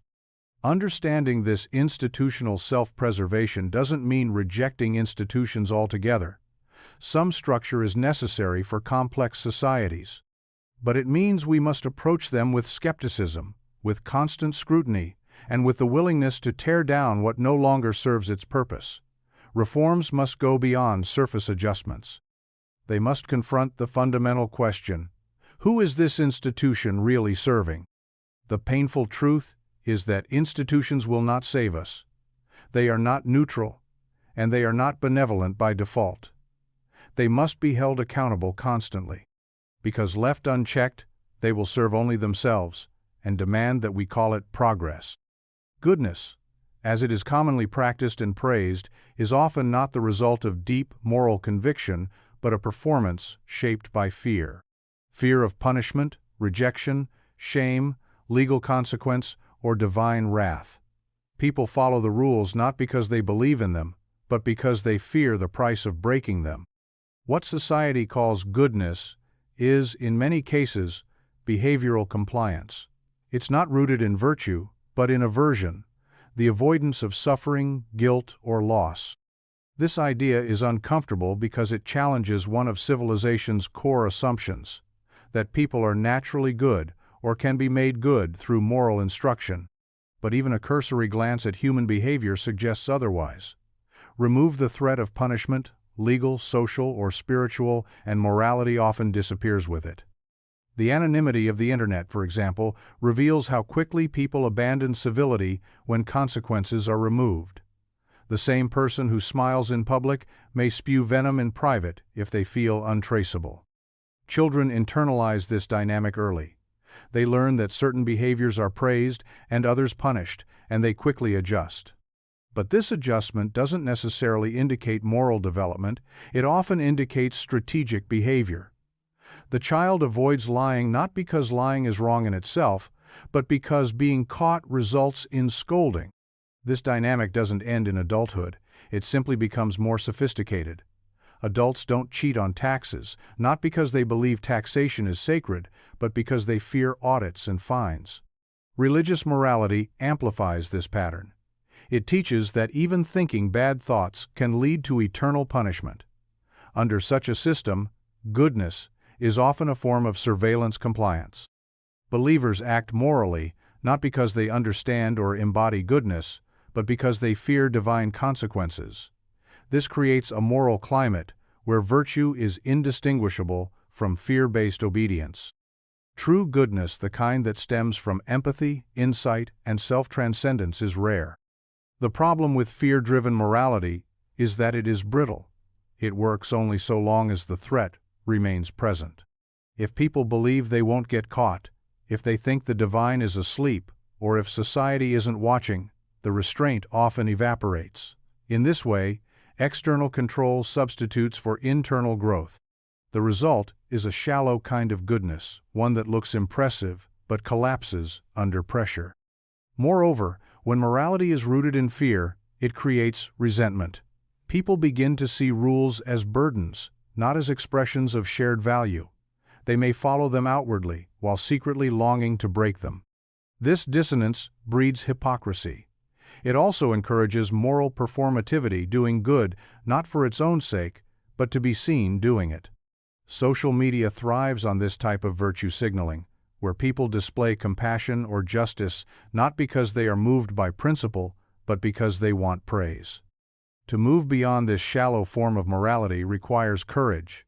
It means doing what's right when no one is watching, when there is no fear of punishment and no hope of reward. It means acting from a place of awareness, not anxiety. Until then, much of what we call goodness will remain little more than fear in disguise, dressed up in polite language and rewarded with hollow applause. What we call madness is often a label slapped onto those who dare to step outside the accepted frameworks of thought, behavior, or belief. Throughout history, individuals who have challenged norms, questioned authority, or lived in ways that made others uncomfortable were declared insane. But what if their so-called madness wasn't a disorder, but a form of rebellion, a refusal to conform to systems that felt false, oppressive, or meaningless? Michel Foucault, in his groundbreaking work Madness and Civilization, argued that madness is not a universal or biological condition, but a social construct. What counts as madness in one era or culture might be celebrated in another. The boundaries between sanity and insanity are drawn by institutions that seek to define what is normal, rational, and acceptable. Those who fall outside these lines are not always sick sometimes, they are simply inconvenient. Consider the artists, mystics, prophets, and revolutionaries who were once dismissed as mad. Vincent van Gogh, whose visionary art reshaped painting, spent time in asylums. Nietzsche, whose philosophical insights were decades ahead of his time, died institutionalized. Even Galileo, in a more scientific context, was seen as dangerous because his ideas defied the orthodox worldview. Madness in these cases was the price of originality, of daring to see the world differently. The label of madness can be a method of silencing. It allows those in power to pathologize dissent. Instead of engaging with the ideas of a nonconformist, society can dismiss them as delusional. Instead of understanding emotional intensity as a response to a toxic environment, it can be medicalized and subdued. Psychiatry, while offering real help in many cases, has also been used historically as a tool of control, diagnosing non-normative individuals not because they were broken, but because they refused to play along. This isn't to say that mental illness isn't real or serious. People do suffer from debilitating psychological conditions that require compassion and care. But the boundary between illness and rebellion is porous. When a person withdraws from society, hears voices, or refuses to participate in its rituals, it's worth asking, is this a symptom of dysfunction or a protest against a world that itself may be dysfunctional? In many indigenous and pre-modern cultures, those labeled as mad in the West were seen as shamans, seers, or spiritual intermediaries. Their visions were not treated as pathology but as insight. Their behavior wasn't feared, but revered. This perspective offers a powerful counter-narrative. That madness can be a form of radical sensitivity, a deeper attunement to truths others cannot or will not see. Reframing madness as rebellion opens space for empathy and imagination. It challenges us to look beyond symptoms and ask what they might signify. Is the anxious person responding to a toxic culture of hyperproductivity? Is the depressive mourning a world stripped of meaning? Is the schizophrenic refusing in their own way to be colonized by logic and routine? When we dismiss these experiences as mere malfunction, we miss the message. When we listen, we might discover that madness is not a retreat from reality, but a confrontation with it, raw, painful, and yes, sometimes illuminating. Art is rarely born in comfort. It is forged in fire, the fire of longing, grief, isolation, frustration, and existential dread. While happiness may bring contentment, it seldom produces masterpieces. Pain, on the other hand, demands expression. It claws at the soul, demanding to be transformed, transmuted, transcended. Great art is not the product of equilibrium, it is the alchemy of suffering. Throughout history, the most revered artists have often led turbulent lives. They were not cheerfully fulfilled individuals painting sunsets out of joy. They were tormented spirits wrestling with inner demons, outer chaos, or both. Van Gogh bled his anguish into canvas. Frida Kahlo turned physical agony and emotional betrayal into visual poetry. Sylvia Plath wrote her despair into language so precise it cut like glass.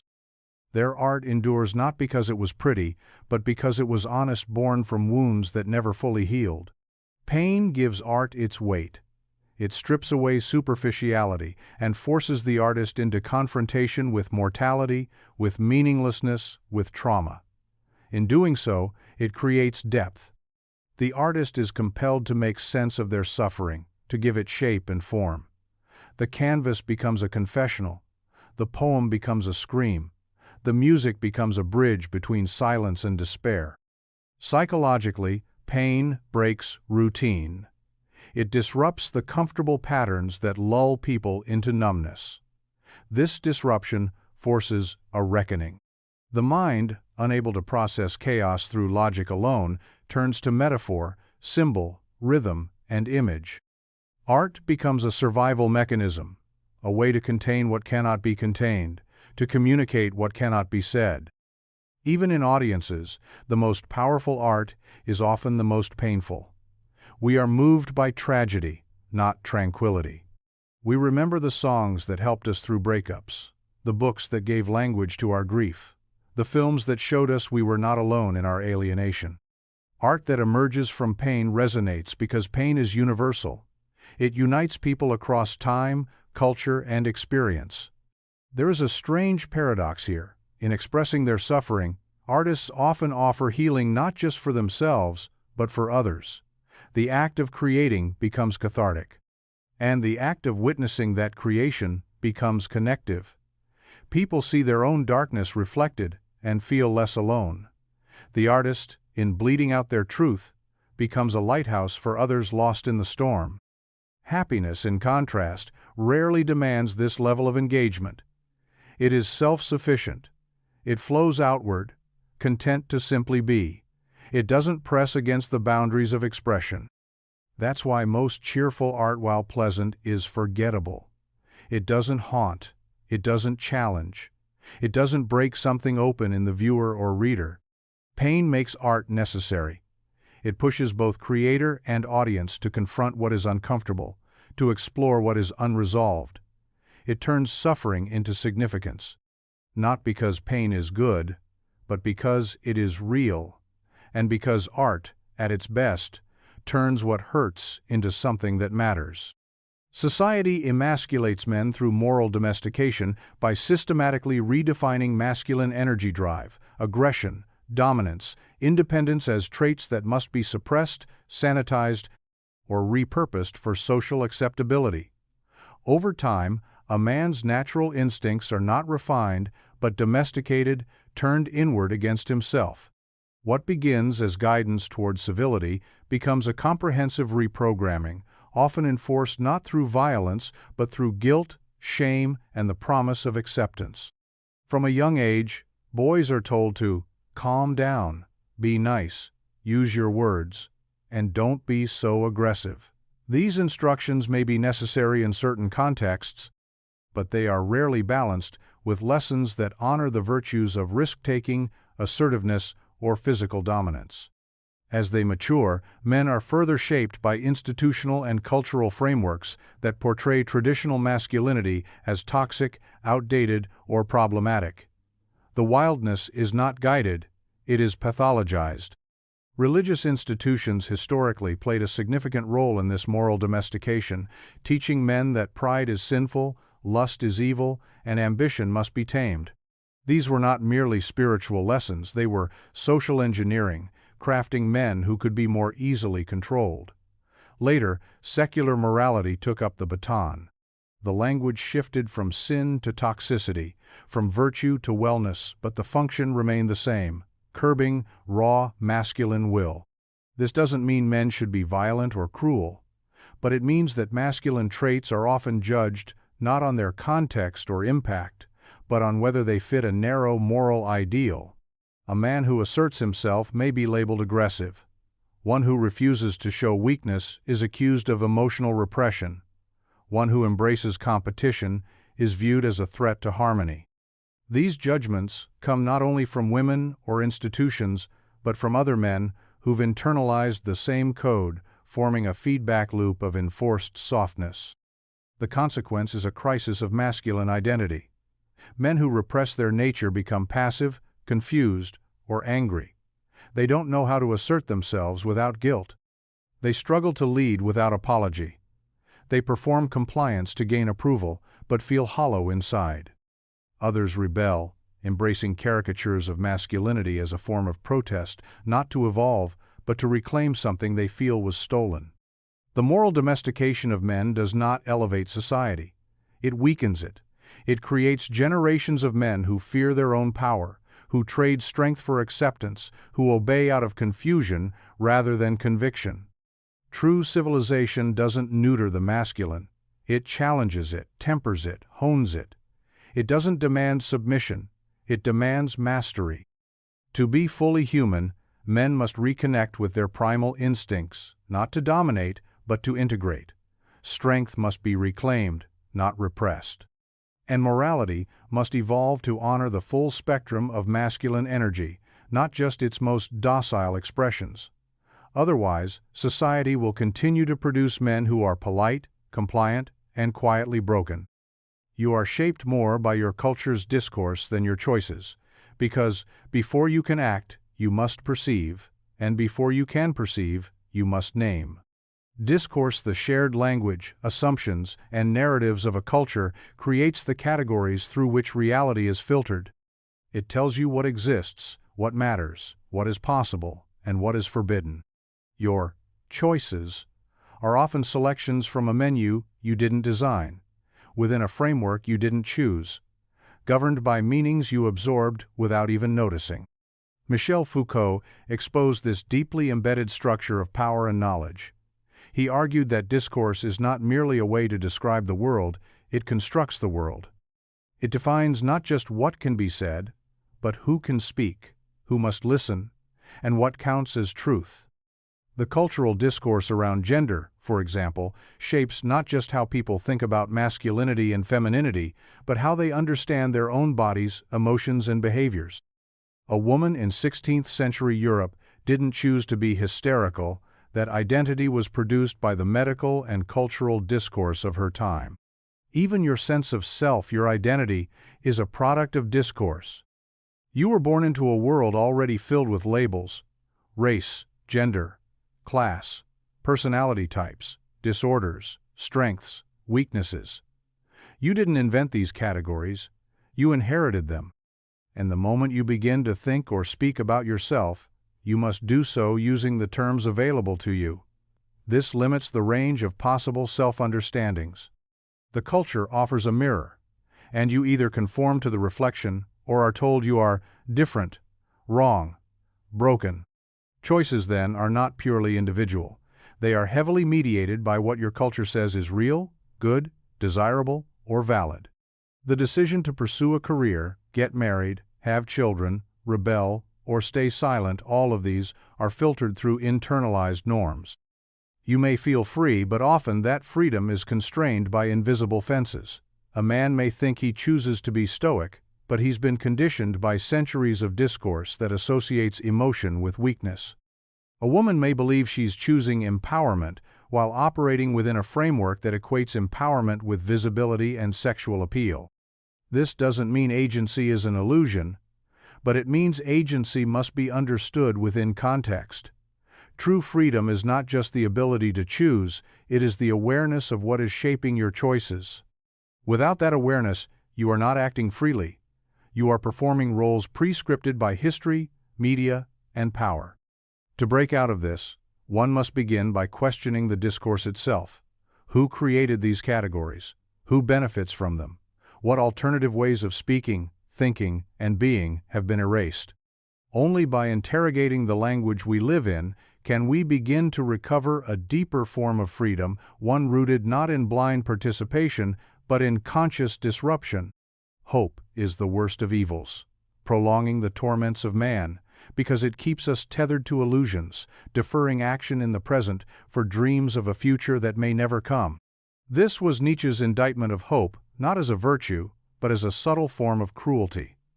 Inhuman, all too human, he pointed to hope as the last and most insidious element in Pandora's box. Unlike the other evils that cause immediate pain, hope extends suffering by making it bearable, stretching it out indefinitely. Hope seduces. It tells the prisoner he may be freed tomorrow. It tells the abused that love will return. It tells the poor that one day wealth will come. In doing so, it pacifies revolt.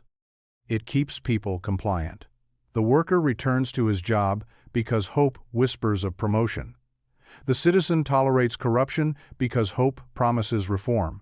The addict postpones recovery because hope assures just one more time will be the last. In each case, hope delays reckoning. There is a profound psychological comfort in hope. It gives meaning to suffering. It allows people to endure pain by wrapping it in the language of purpose. But this meaning is often manufactured, not discovered. People stay in toxic relationships because they hope the other person will change. They remain in dead-end systems because they believe something better is just around the corner. Hope doesn't free them, it traps them. In religious contexts, hope becomes eternal. Heaven is dangled as the reward for obedience and patience. Suffering in this life is sanctified because hope promises bliss in the next. This turns pain into a moral duty. People stop resisting injustice because they believe justice will arrive after death. It is a brilliant mechanism of control, pacifying the masses while preserving the power of those who benefit from the status quo. Even in secular ideologies, hope is weaponized. Political campaigns run not on realism but on hope. Hope and change. Better tomorrow. The future is bright. These are slogans, not strategies. They generate enthusiasm but often lack substance. When change fails to arrive, the public doesn't revolt, it hopes harder. Hope becomes a drug, addictive, numbing, and ultimately disempowering. This is not a call to despair. Despair sees clearly. It strips away illusion. It forces people to confront the present without fantasy. From despair, real action can arise. Not the action of waiting or wishing, but the action of breaking, building, changing. When hope dies, the truth appears stark, painful, liberating. Only then can people stop waiting for the world to improve and start improving it themselves. To see hope as an evil is to see it as a comfort with consequences. It doesn't always heal, it often delays. It doesn't always guide, it often blinds. And while it may feel good, it can prevent people from doing the hard, necessary work of transformation. In this way, hope is not a light in the darkness, it is the candle that flickers just enough to keep us from walking out. Progress is a myth used to justify oppression because it cloaks domination in the language of improvement. Societies that wage war, exploit labor, displace populations, or impose ideologies rarely admit to doing so for selfish or violent ends.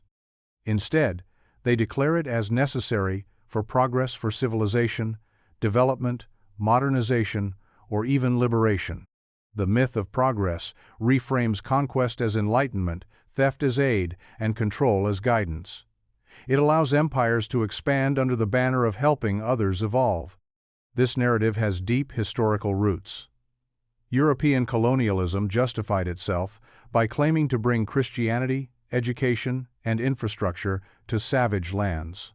But these benefits were often secondary or entirely false. The real goal was resource extraction, territorial expansion, and geopolitical dominance. Progress was the excuse. The same logic has been applied domestically. Child labor, worker exploitation, and environmental destruction have all been tolerated, even celebrated, in the name of industrial or economic progress. The pain of the present is excused by promises of a brighter tomorrow. The myth also serves as a moral shield. If history is always moving forward, then those in power can frame themselves as the agents of history, as the necessary shepherds of human destiny. Their decisions, however violent or unethical, become part of a grand story in which suffering is the price of evolution. Dissenters are then painted as reactionaries, obstacles to progress, people who just don't understand the future. This logic is used to silence opposition and flatten complexity. It reduces moral critique to backwardness. In modern times, technology has become the new symbol of progress. Every innovation, no matter how invasive, addictive, or alienating, is hailed as an inevitable step forward. Critics of social media surveillance, AI displacement, or data commodification are often dismissed as Luddites. But the question isn't whether technology moves, it's where it's moving us, and who benefits from the direction. Not all movement is growth. Not all change is improvement. Political systems invoke the myth of progress to excuse injustice. Democracies justify failures by pointing to long-term development. Authoritarian regimes promise eventual stability through temporary repression. In both cases, suffering now is reframed as necessary for a better future. This delays accountability. It encourages people to tolerate inequality and accept suffering as part of some larger, invisible arc. Progress becomes dangerous when it's treated as destiny instead of choice, when it's used to silence those who question its path, when it hides the fact that some people's progress is built on others' ruin. What looks like advancement from the top often looks like devastation from below. What appears as modernization to one group feels like erasure to another. The myth of progress is powerful because it flatters the ego. It tells people that they are part of a grand unfolding story, that history is on their side. But history is not a straight line, it is a battlefield. And progress is not a fact, it is a narrative, one that must be interrogated, challenged, and rewritten if it is to serve people rather than pacify them.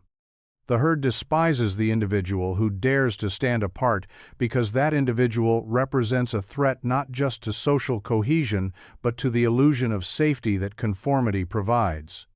The herd is not just a collection of people, it is a mentality, a comfort zone, a way of life built around consensus. It thrives on agreement, repetition, and reassurance.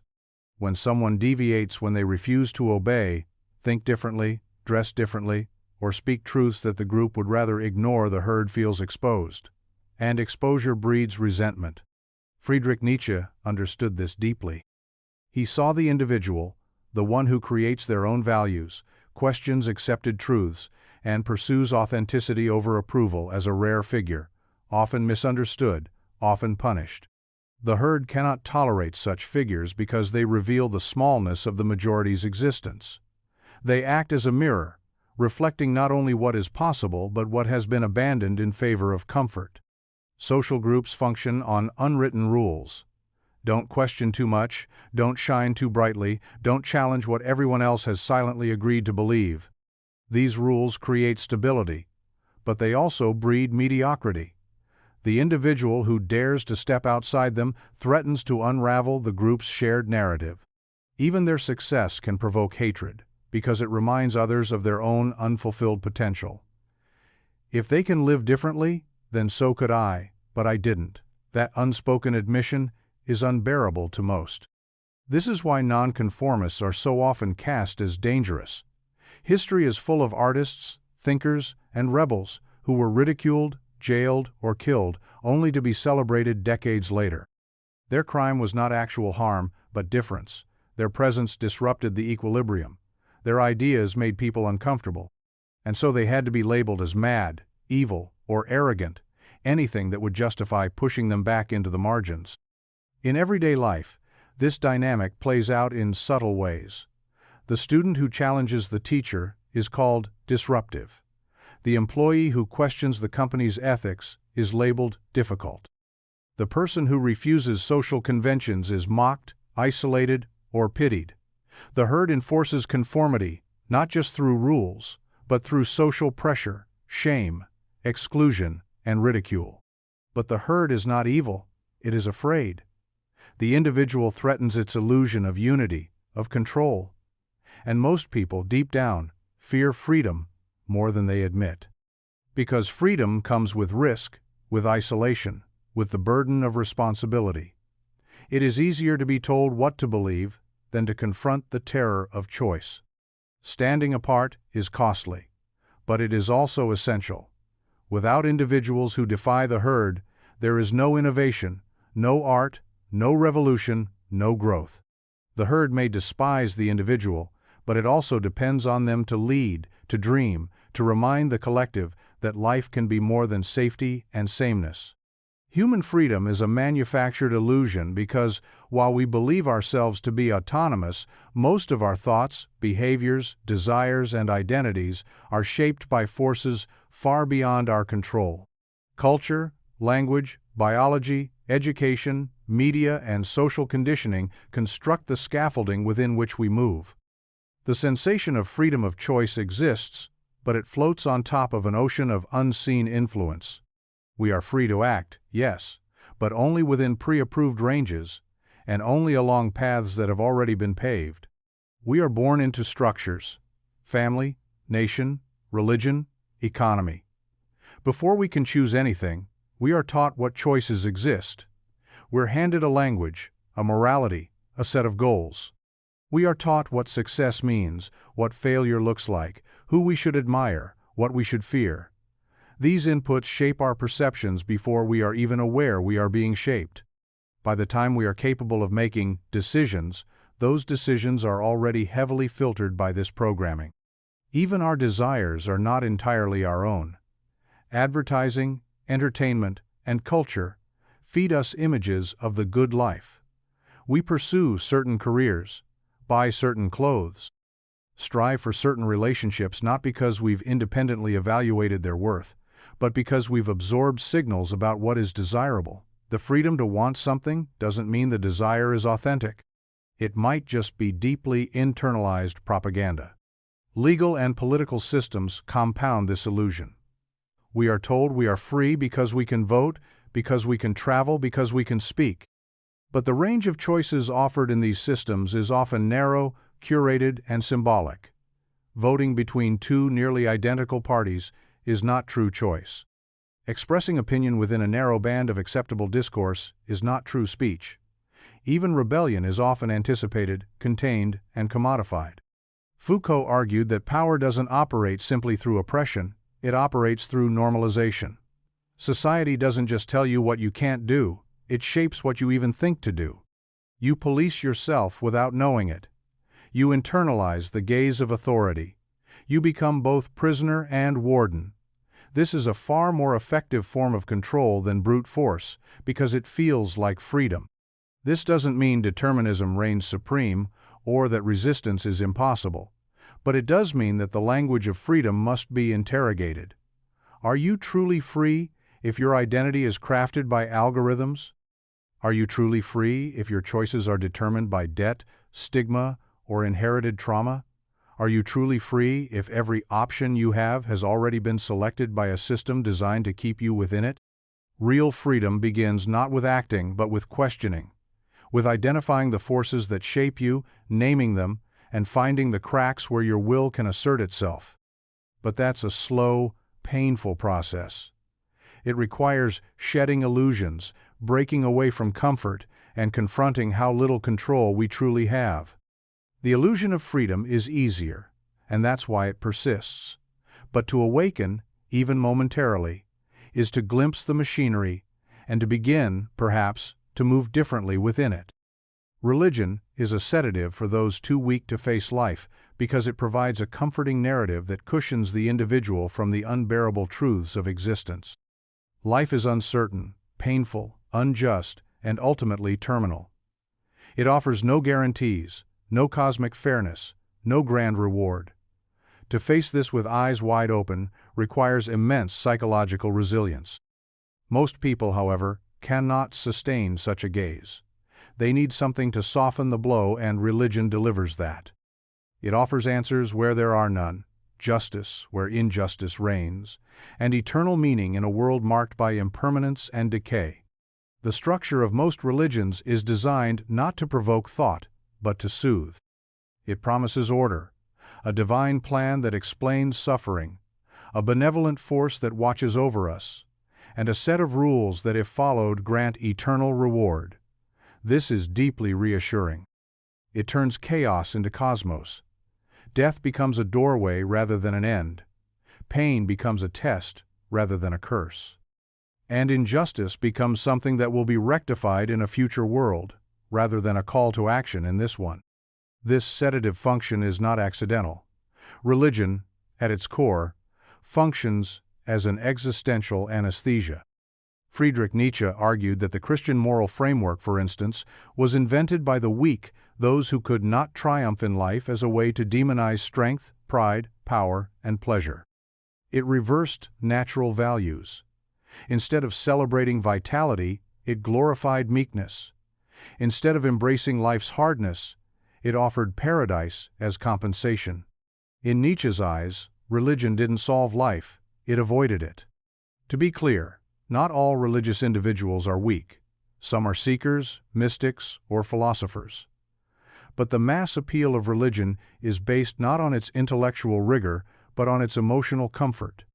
It asks little in terms of intellectual honesty and provides much in terms of emotional relief. The believer doesn't need to struggle with ambiguity or despair. They are handed certainty, purpose, and belonging. This comes at a cost. The sedative nature of religion often pacifies people into passivity. Injustice is tolerated because divine justice is promised. Suffering is accepted because it is God's will. Evil is excused or reinterpreted through theological lenses. Rather than confronting the world's horrors, believers reinterpret them to preserve their faith. The result is not empowerment, but sedation, a spiritual sleepwalking through life. To face life without religion means to stand exposed to its rawness. To accept that there may be no plan, no judge, no afterlife, and no redemption. That requires courage, the kind of courage that builds meaning from within rather than importing it from above. Religion offers the comforting delusion that meaning is given. But meaning must be made, and that is the burden and the glory of those strong enough to live without a sedative. Every act of kindness can hide a strategy of control because kindness, while outwardly altruistic, often carries subtle expectations, unspoken conditions, and hidden leverage. What appears as generosity may in fact be a form of manipulation, a way to gain trust, establish dominance, or ensure compliance. This does not make all kindness evil, but it exposes its complexity. Power, after all, is most effective when it wears a smile. The dynamics of control, through kindness, are rooted in reciprocity. Humans are wired to respond to generosity with obligation. If someone helps you, you feel indebted. This is socially reinforced through phrases like, "I owe you one," "I'll return the favor," or "You're a lifesaver," but this sense of indebtedness creates a subtle power imbalance. The giver now holds unspoken leverage. They may never call in the debt directly, but the relationship has shifted. You are no longer free in the same way. This is particularly evident in hierarchical relationships. When a boss gives special favors to an employee, it often creates a sense of dependency. When a parent showers a child with conditional affection, the child learns to behave in ways that sustain approval. Even in friendships, the person who gives more can develop unacknowledged expectations. If the recipient does not reciprocate or fails to show the right level of gratitude, the kindness is revealed to be a transaction in disguise. In political contexts, governments or institutions often use kindness to pacify opposition. Welfare, aid, or public benefits may be framed as generosity, but they can also function as tools of control. They create dependency, reduce dissent, and frame authority as benevolent. The subject is less likely to rebel against a system that feeds them, even if that system is unjust. The kindness becomes a leash. Religious institutions have long understood this. Acts of charity are often tied to moral expectations. Kindness is extended with the implicit understanding that the recipient will conform to belief systems, behavioral codes, or ideological positions. The moment the recipient strays, the kindness may be withdrawn. What was given freely now reveals itself as conditional. Even interpersonal love can mask control. A partner may express kindness as a way to mold the other's behavior, not through coercion, but through guilt, emotional leverage, or self-sacrifice. "After everything I've done for you" becomes a refrain that exposes the power dynamic embedded in the giving. This isn't a call to cynicism. Genuine kindness exists, but it is rare, and it asks for nothing. Most acts of giving, however well-intentioned, are shaped by psychological needs. To be liked, to feel superior, to ensure future reciprocity, or to secure loyalty. Recognizing this doesn't destroy kindness, it refines it. It forces us to examine our motives and the systems that reward certain behaviors under the guise of virtue. Kindness as control is powerful precisely because it is so difficult to question. To critique generosity feels taboo. But until we can interrogate it, we remain vulnerable to manipulation not through threats, but through gifts that demand silent obedience. The strong must be willing to be feared, not just admired, because admiration alone rarely secures respect and never guarantees power. Admiration is passive. It is often offered by those who are impressed, but not necessarily invested. It flatters the ego, but it doesn't protect sovereignty. Fear, on the other hand, commands boundaries. It ensures that those who might exploit, undermine, or challenge strength will hesitate. In a world governed by competition, scarcity, and hierarchy, being admired is optional, being feared is often essential.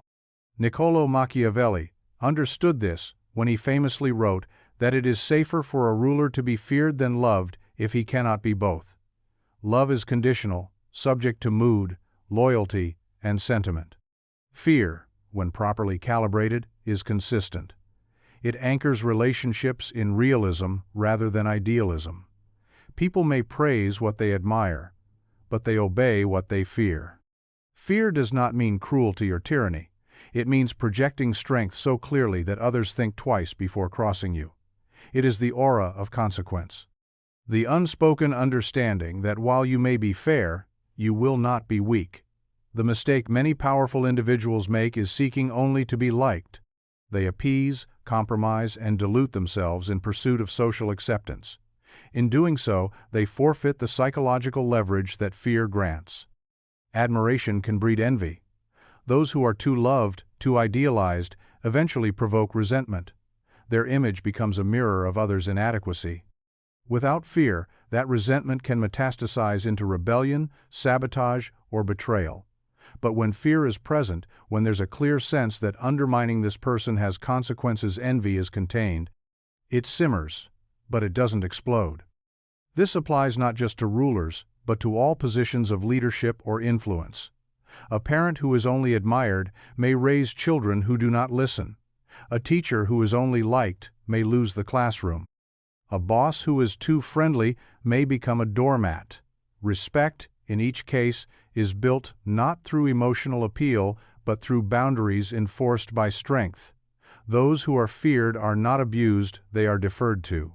Fear also secures independence. When others know you are not easily manipulated, they stop trying to manipulate you. They adjust to your presence. They accommodate your standards. They understand that their actions have limits and that you will enforce them. This is not oppression. It is the natural result of asserting one's will in a world that constantly tests it. To be feared without being cruel requires discipline, clarity, and self-respect. It means being willing to make others uncomfortable in order to protect your values, your time, and your vision. It means being misunderstood, even disliked, by those who expect compliance. But it also means freedom, the freedom that comes from not needing to please everyone, and the power that comes from being unignorable. The strong who seek only admiration will eventually be manipulated, envied, or overtaken. But the strong who embrace fear as a shield, not a sword, will endure. Because while admiration fades with novelty, fear sustains respect long after the applause has died. Your moral compass may just be your culture's leash, because what you consider right and wrong, good and evil, honorable or shameful, is not the product of independent thought. It is the outcome of centuries of conditioning. From the moment you're born, your mind is fed values, rules, and frameworks that shape your moral instinct. These are not universal truths. They are local customs polished into sacred commandments by repetition, authority, and fear of social rejection.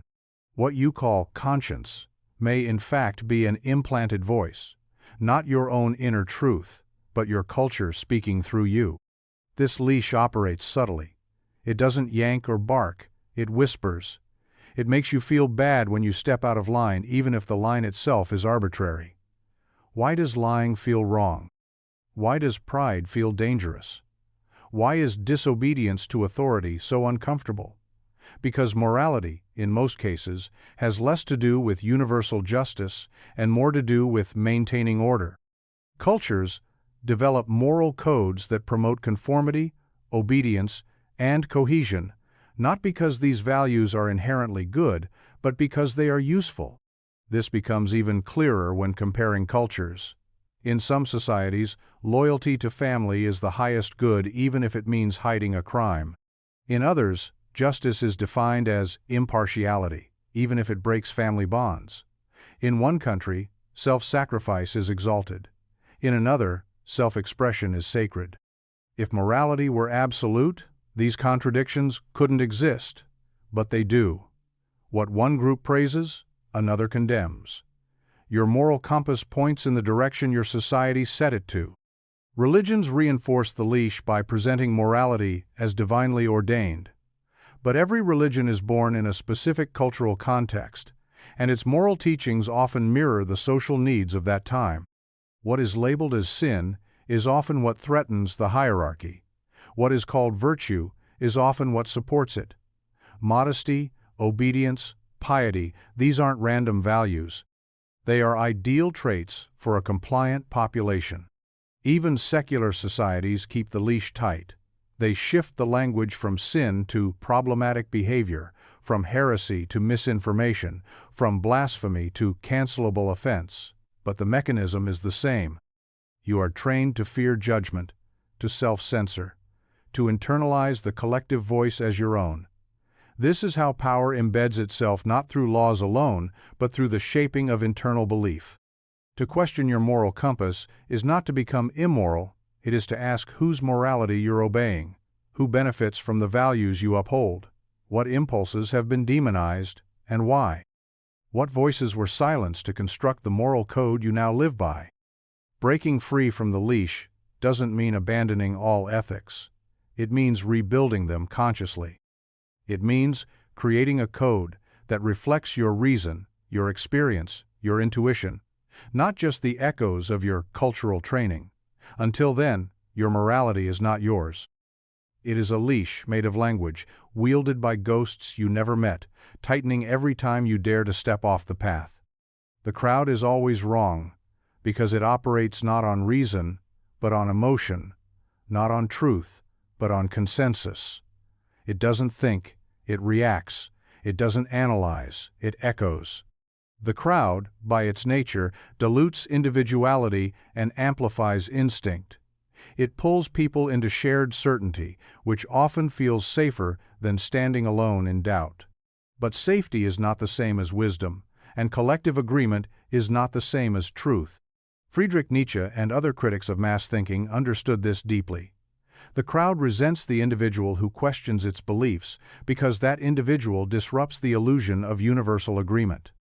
The crowd's power lies in its numbers, not in the strength of its logic. It thrives on unison, shared outrage, shared patriotism, shared enemies, shared causes. Once this unity is threatened, the crowd turns hostile. Dissent is framed not as an idea to debate, but as a threat to destroy. The crowd rarely seeks knowledge. It seeks affirmation. It gathers around slogans, symbols, and simplified narratives. Complexity is its enemy. Nuance is dismissed as weakness. You can't go viral with a paragraph, only with a punchline. The crowd doesn't want to think harder. It wants to feel stronger. And in this need for emotional unity, it becomes susceptible to manipulation. Leaders of mass movements, whether political, religious, or cultural, know how to play the crowd. They don't appeal to the intellect. They stir the gut. They promise clarity in a world of ambiguity. They offer villains to blame and myths to believe. The crowd laps it up, not because it's true, but because it's comforting. Truth becomes secondary to cohesion. History is filled with the failures of the crowd, the cheering of tyrants, the burning of heretics, the blind support of wars, the mob at the guillotine, the consensus that slavery was acceptable, the belief that witches were real. Each time the majority was sure it was right, and each time it was not. The crowd doesn't learn from history. It forgets it the moment it becomes inconvenient. Even in modern democracies, the crowd's voice is not inherently virtuous. Popularity is not proof. Election results do not guarantee justice. Public opinion can swing wildly with emotion, propaganda, or fear. Social media amplifies this even further, turning the crowd into an algorithmic monster, rewarding outrage, punishing nuance, and dragging individuals into collective hysteria. To stand apart from the crowd requires courage. It means being misunderstood, mocked, or isolated. But it also means preserving the ability to think not as a cog in a machine, but as a sovereign mind. The individual may be outnumbered, but they are not necessarily wrong. The crowd, for all its noise, lacks one crucial trait: introspection. And without introspection, it repeats its mistakes with louder conviction. Truth is a weapon sharpened by those who write history, because the past is never simply remembered. It is curated. It is edited, reframed, and reinterpreted by the victors, the powerful, and the gatekeepers of knowledge. When you control the story of what happened, you shape how people understand the present and, more importantly, how they justify the future. Truth, in this context, is not neutral. It is strategic. It is wielded. George Orwell wrote, "Who controls the past controls the future. Who controls the present controls the past." This isn't metaphor, it's instruction. Empires do not just conquer land, they rewrite the narrative. Colonizers become civilizers. Resistance becomes rebellion. Genocide becomes necessary sacrifice. Entire populations are taught to see their own suffering as progress, their own heritage as primitive, their own heroes as villains. This is not accidental. It is political. School books reflect not what happened, but what someone wants you to believe happened.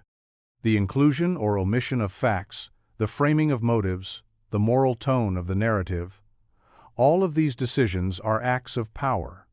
One nation's liberation is another's invasion. One group's patriot is another's war criminal. The past is not a fixed reality. It is a battlefield of interpretation. Religious institutions have long mastered this. Sacred texts are translated, redacted, and interpreted to serve changing agendas. Historical figures are mythologized or demonized, depending on what the present moment demands. Truth becomes elastic. It is not what happened, but what is useful to believe. Modern media continues this tradition under the guise of objectivity. News organizations shape public memory. Museums curate selective history. Films turn myths into common knowledge. Even search engines prioritize one version of events over another. The information age hasn't democratized truth. It has fragmented it, commodified it, and turned it into a contested space. This makes truth a weapon not because it is false, but because it is selective. A weapon doesn't have to lie to be deadly, it only has to aim. By highlighting certain facts and ignoring others, history becomes a tool of legitimacy. Governments justify laws, wars, and economic systems by pointing to a version of history that supports their agenda. Once truth is accepted, resistance becomes heresy. To question the narrative is to be accused of denialism, revisionism, or treason. The solution isn't to reject history, but to read it suspiciously, to ask, who wrote this? What did they gain? Whose voice is missing? What evidence was buried? Truth must be approached not as revelation, but as construction. Only then can we disarm it or use it wisely, not as a sword, but as a light. Until then, truth will continue to be sharpened by the hands that hold the pen and used not to enlighten, but to rule. The modern man is domesticated, not civilized, because what appears to be moral and intellectual refinement is often just obedience dressed in sophistication. He follows rules, suppresses instincts, avoids conflict, and integrates into a social system that prioritizes predictability over vitality. Civilization is supposed to imply elevated consciousness, the refinement of both the mind and the spirit. But what we see in the modern man is not refinement, it's sedation. He doesn't choose discipline, it is imposed. He doesn't master himself, he is trained. Domestication is the process by which a wild animal becomes docile. The animal is no longer dangerous, unpredictable, or self-willed. It is safe, manageable, and dependent. Modern society does the same to men. From early childhood, boys are told to sit still, raise their hand, and conform. Their energy is pathologized, their aggression punished, their independence treated as a threat. Over time, they learn to self-regulate, not through self-awareness, but through internalized fear of social rejection. This is not civilization. Civilization implies growth from within, the transformation of raw power into something creative and moral. Domestication, by contrast, cuts off power at the source. It discourages risk, punishes boldness, and replaces honor with politeness. The modern man is polite, efficient, compliant, but hollow. He avoids discomfort, he avoids challenge. He smiles when he is angry, and apologizes when he means to assert. He becomes a ghost in his own life, a role player in someone else's script. Even the so-called virtues of the modern man are often shallow. Tolerance becomes indifference. Empathy becomes performance. Humility becomes fear of standing out. Courage is redefined as agreement with the dominant narrative. The man who questions is not seen as wise, but as difficult. The one who refuses to yield is not admired, but pathologized. Strength is no longer a virtue, it's a liability. The workplace domesticates further. Bureaucratic structures replace direct confrontation with meetings, reviews, and HR policies. Success is measured not by excellence, but by how well one navigates the system. The strong man who once built civilizations is now rewarded for sending polite emails and avoiding problematic behavior. He is told to lead with emotional intelligence, but never with force. He is told to collaborate, but never to command, and slowly, he forgets how to do either. The result is a society of men who are safe, but neutered. They avoid risk not because they are wise, but because they are afraid. They settle not because they are content, but because they are tired. They seek validation through compliance, not mastery. They do what they're told, even when it violates their instincts, and they call it virtue. True civilization should elevate man, not cage him. It should refine his fire, not extinguish it. But in the modern world, fire is feared, so it is smothered. And the man who might have roared becomes silent, domesticated, but never civilized. Democracy is the tyranny of the mediocre, because it elevates quantity over quality, consensus over excellence, and popularity over truth. In theory, democracy is the rule of the people, a noble idea. But in practice, it often becomes the rule of the average, the unthinking, the easily swayed. It turns governance into a numbers game, where those who shout the loudest or conform the hardest gain control, not because they are right or wise, but because they are many. Excellence is by nature rare. Visionaries, innovators, deep thinkers, these individuals are outliers. They do not think like the herd. They challenge norms, defy expectations, and often disturb comfort. But democracy does not reward disturbance. It rewards palatability. The candidate who appeals to the most people wins, not the one who is most equipped to lead. The writer who offends no one becomes popular, not the one who speaks the most necessary truths. Over time, this dynamic institutionalizes mediocrity. Mass rule is not guided by deep reasoning. The average voter is not a philosopher king. They are overworked, underinformed, and often manipulated by media, slogans, and emotion. Politicians know this. They don't campaign on complexity or truth. They campaign on soundbites, fear, and tribal loyalty. The best way to win a democratic election is not to be the best, it's to be the most relatable, the most harmless, or the most outrage-inducing. Intelligence becomes a liability. Nuance is drowned in noise. In ancient times, political systems were often built around elites, not in the sense of wealth, but of capacity. Leadership was tied to excellence, honor, and proven skill. This system had its own flaws, but it didn't pretend that all people were equally qualified to govern. Democracy, in its modern form, insists on the fiction of equality, not just legal equality, but intellectual and moral equivalence. It denies hierarchy, even where it is self-evident. What results is a culture that mocks greatness. The genius is eccentric. The philosopher is irrelevant. The leader who tells hard truths is unelectable. Meanwhile, mediocrity is normalized. It governs not just politics but culture. Art becomes derivative. Education becomes standardized. Journalism becomes entertainment. Debate becomes tribalism. The society that worships democracy begins to punish distinction. This is not an argument for authoritarianism, but it is a warning. A system that exalts the will of the masses without cultivating the minds of the masses will rot from the center. A democracy without excellence becomes a mob with voting booths. The best minds will disengage. The strongest wills will go underground. And the mediocre, wrapped in the armor of moral legitimacy, will steer the world into stagnation or worse. Democracy must be tempered by merit, guided by principle, and infused with a reverence for excellence. Otherwise, it will fall victim to its own lowest common denominator. It will crown the average and crucify the extraordinary and call it justice. Most people prefer comfort over freedom because freedom is frightening. It demands responsibility, uncertainty, and risk. Comfort, on the other hand, offers predictability, safety, and validation.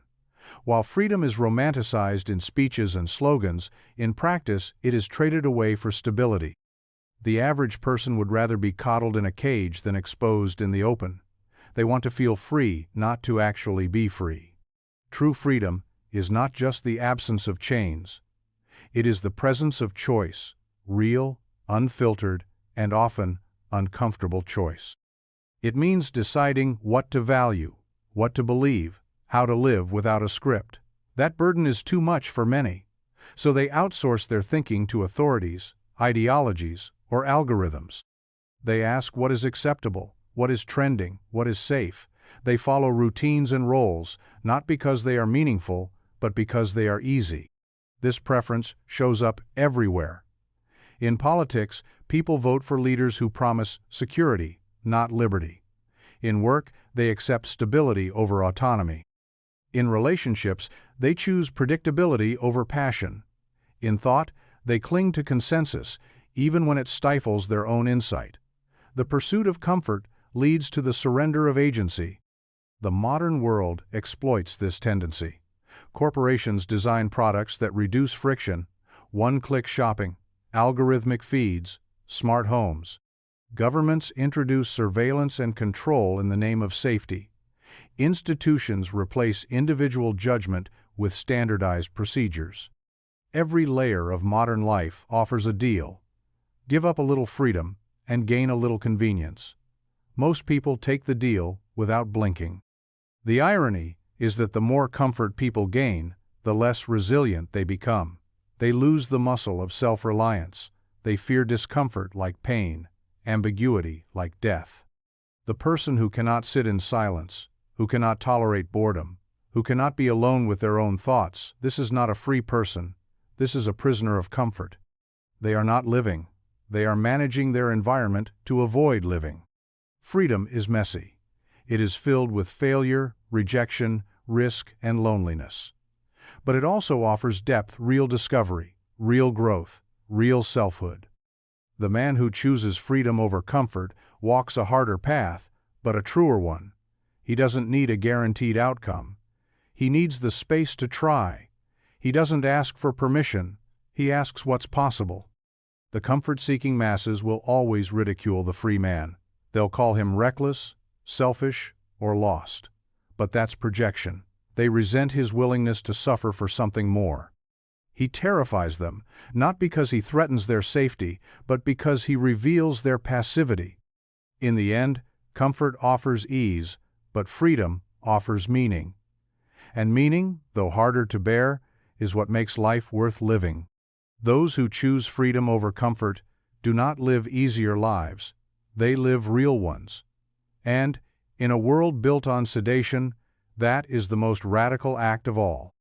The educator is also a jailer because the act of education, as practiced by most institutions, is not simply about enlightenment, it is about containment.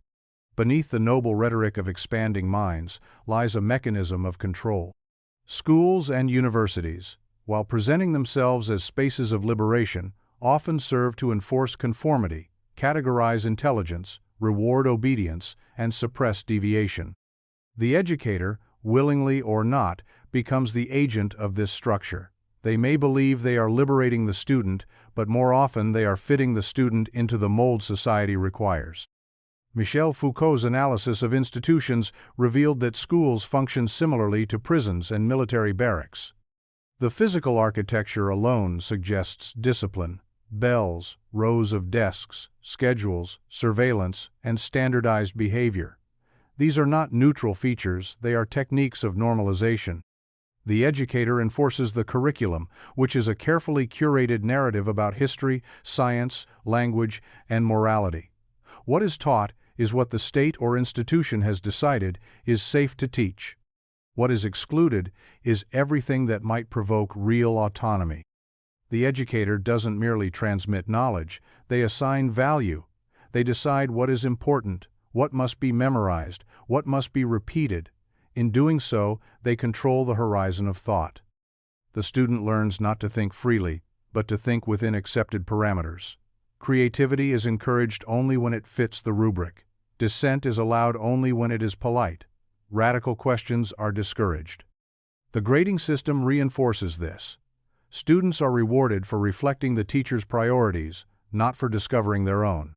Even the language of learning outcomes and competency standards reflects the industrial logic of education. Students are shaped into products, optimized for economic systems, not intellectual emancipation.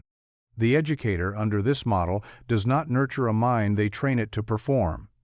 And when a student resists this training, they are labeled as troubled, lazy, or disruptive. The educator becomes the enforcer, the disciplinary mechanism cloaked in benevolence. This doesn't mean every teacher is malicious. Many enter the profession with passion and integrity. But the system itself is structured to constrain. The educator is placed within a framework that rewards compliance and punishes deviation for both student and teacher. If a teacher strays from the curriculum, challenges the institution, or encourages real intellectual rebellion, they risk their position. They too are inside the prison, walking the corridors with the keys. To understand education in this way is not to reject teaching, it is to demand a different kind. One that values questions over answers, exploration over conformity, and autonomy over standardization. Until then, the classroom will remain a place where minds are not set free but conditioned. The educator will remain not only a guide, but a jailer not by choice, but by design. Philosophy is war by other means, because it engages in conflict not with weapons, but with ideas. It is a battlefield of concepts, values, and worldviews. Beneath the calm exterior of argument lies the same dynamic found in political struggle, military conquest, and ideological revolution, a desire to dominate, to establish supremacy, to remake the world in a particular image. Philosophy may wear the robes of contemplation, but its heart beats with conflict. Every philosophical system is a claim to power over truth, over morality, over human nature. When a philosopher declares what is real, what is right, or what is meaningful, they are not simply describing the world, they are attempting to reshape it. Plato's Republic wasn't just a thought experiment, it was a blueprint for control.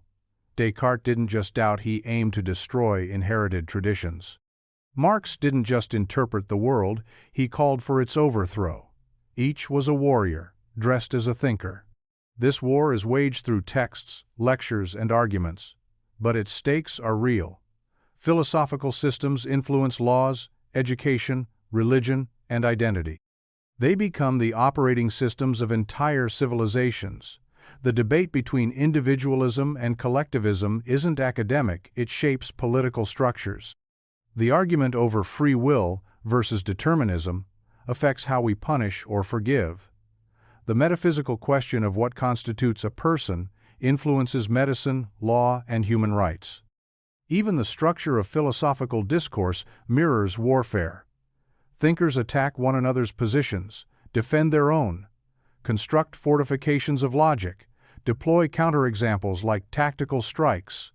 Citation is reinforcement. Dismissal is tactical silence. Retreat is strategic revision. The language of philosophy is bloodless, but the aims are not. To win in philosophy is to claim legitimacy, to occupy the intellectual high ground from which all others are judged. This becomes most evident when a dominant paradigm is challenged. The shift from medieval theology to Enlightenment rationalism was not peaceful.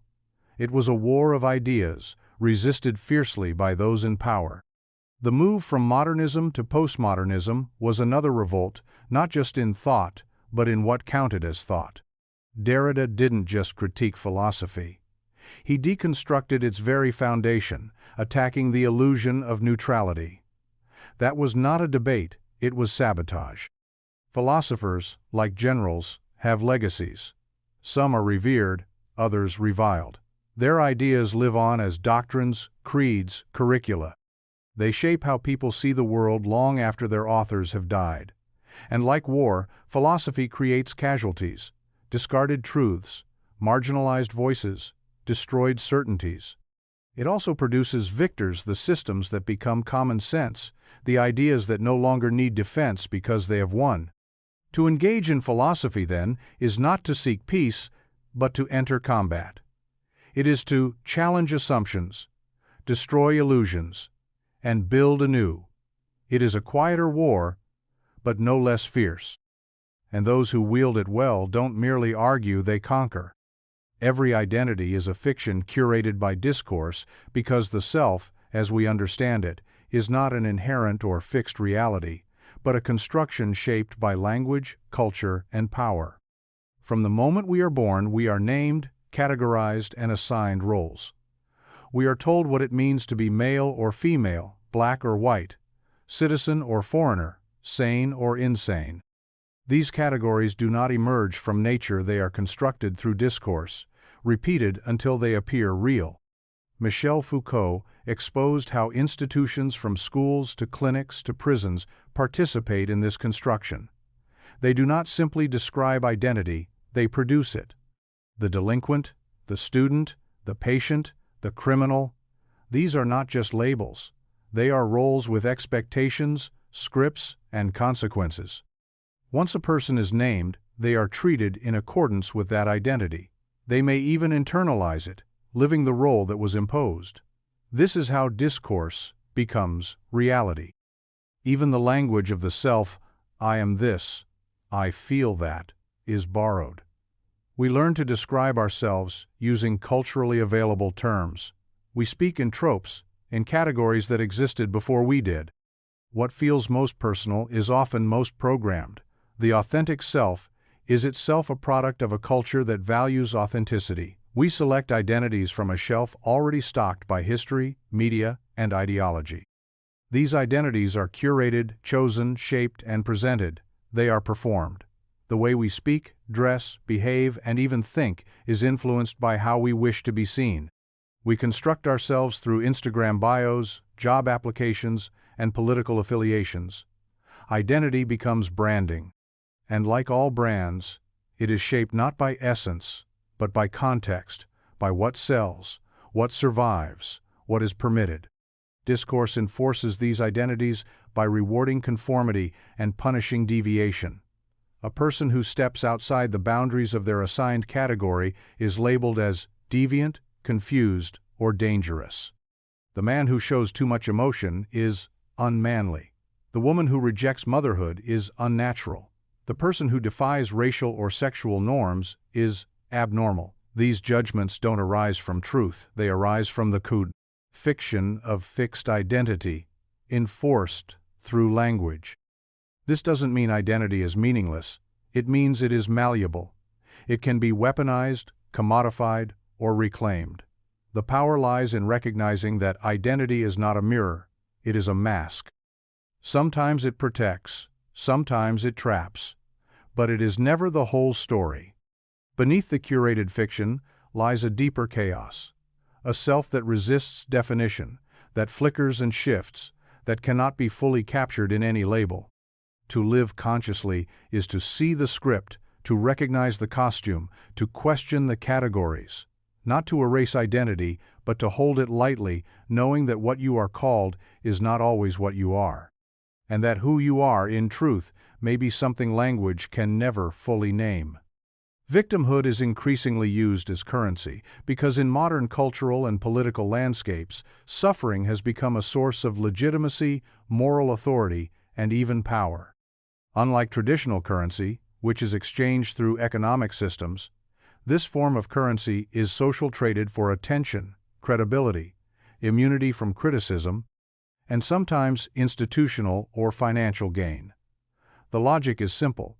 The more one can demonstrate their status as a victim, the more deference, empathy, and leverage they are granted within public discourse. This shift is not entirely new. Societies have long revered martyrs and uplifted those who have endured hardship. But historically, victimhood was something to be transcended, a state from which one recovered or triumphed over. Today, it is often something to be sustained, amplified, and even performed. Victim status confers not just sympathy, but immunity from scrutiny. To question the claims of a self-identified victim is to risk being seen as cruel, tone-deaf, or complicit in oppression. In political arenas, narratives of victimhood can rally support more effectively than reasoned arguments.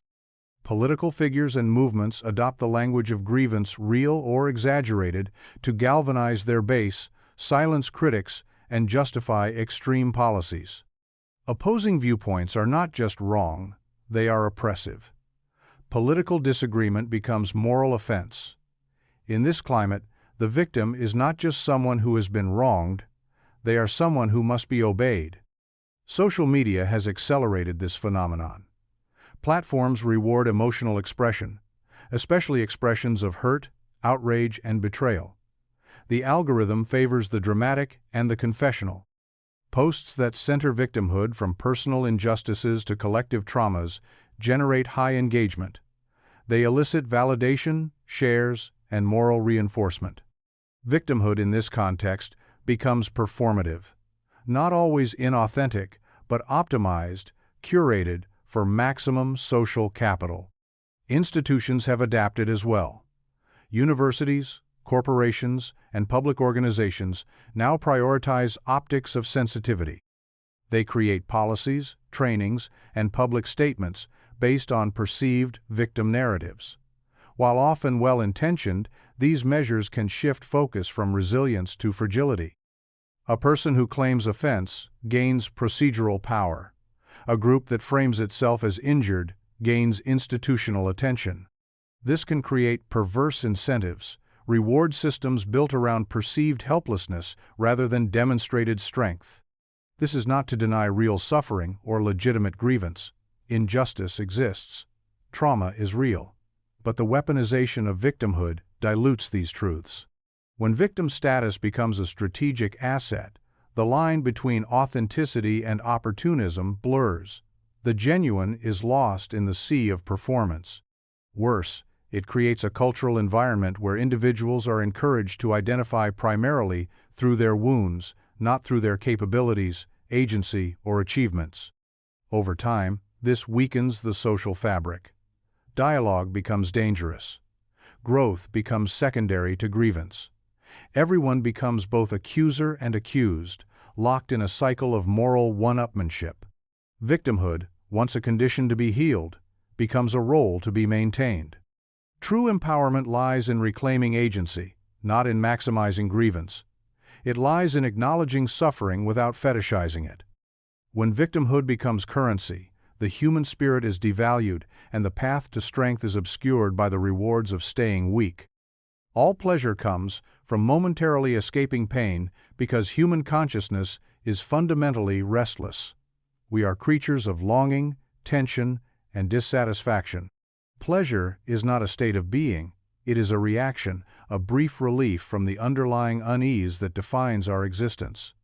Even the sweetest sensations are only enjoyable in contrast to the discomfort that preceded them. Once that contrast fades, so too does the pleasure. Arthur Schopenhauer understood this dynamic when he described human life as oscillating between pain and boredom. Pain arises from unfulfilled desire.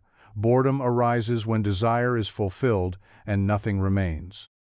Pleasure, then, is the fleeting space between the two, a brief cessation of the pain of want before the emptiness of fulfillment settles in. It is not a stable condition but a flicker, a breath, a momentary reprieve. Consider the basic pleasures of life: eating, sex, rest, accomplishment. Each is a response to a need or a lack. Hunger makes food delicious. Fatigue makes sleep sweet. Loneliness makes connection intoxicating. Once the need is met, the sensation of pleasure arises not from the act itself, but from the relief it provides. This is why the same experience can feel mundane when repeated without preceding discomfort. Food without hunger becomes bland. Rest without exhaustion becomes dull. Love without longing becomes complacent. Even intellectual or aesthetic pleasures follow this logic. The pleasure of solving a problem follows the tension of grappling with it. The joy of music lies in resolving dissonance. The thrill of a story comes from the release of suspense. In each case, there is an arc: build-up, release, and decline. Pleasure is inseparable from the pain it interrupts.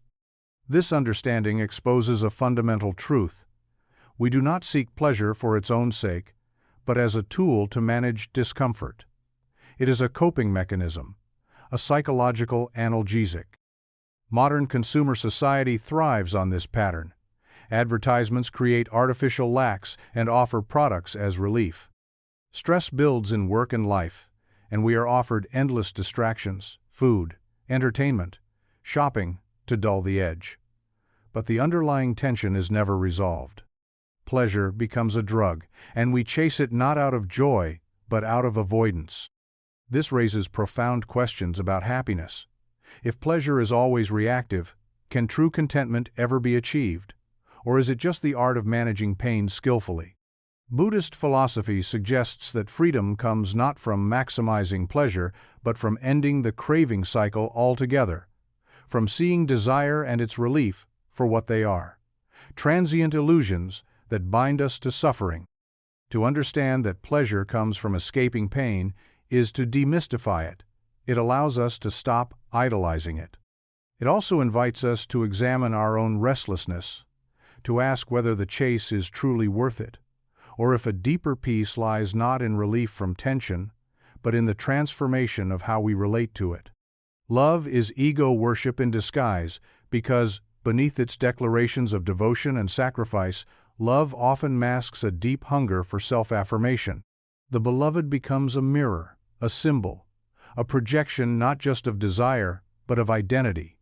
We fall in love not with the person as they are, but with how they make us feel about ourselves. Love becomes less about connection and more about validation. It's not, "I love you," but "I love who I become in your eyes." From early romance to long-term relationships, love operates as a transaction of emotional reflection. We seek in another the confirmation of our worth, the soothing of our insecurities, the echo of our imagined greatness. The lover who praises us becomes the supplier of our self-esteem. The one who rejects us becomes a threat not to our heart, but to our sense of identity. Heartbreak doesn't just hurt, it humiliates. It reveals the collapse of a carefully curated self-image. The language of love reinforces this dynamic. We speak of finding our other half, of someone completing us. These metaphors expose the truth. We do not approach love as whole beings seeking union. We approach it as fragmented selves looking for repair. We ask another person to fix what is broken in us, and we call it intimacy. But this isn't connection, it's dependence. It's ego dressed in vulnerability. Even acts of love, gifts, sacrifices, affection are often laden with unspoken expectations. We give in order to be thanked, seen, appreciated. We love in order to be loved back. The purity of unconditional love is rare because the ego is rarely silent. It whispers, "What will I get from this?" even when the gesture appears selfless. This does not make love fake, it makes it complicated. Love can be beautiful, even when it is egoic, but understanding its true nature allows us to navigate it with clarity. When we see that much of what we call love is ego worship, we can begin to disentangle projection from presence. We can ask, am I loving this person, or am I loving the feeling of being loved by them? Am I seeing them clearly, or am I using them to see myself more favorably?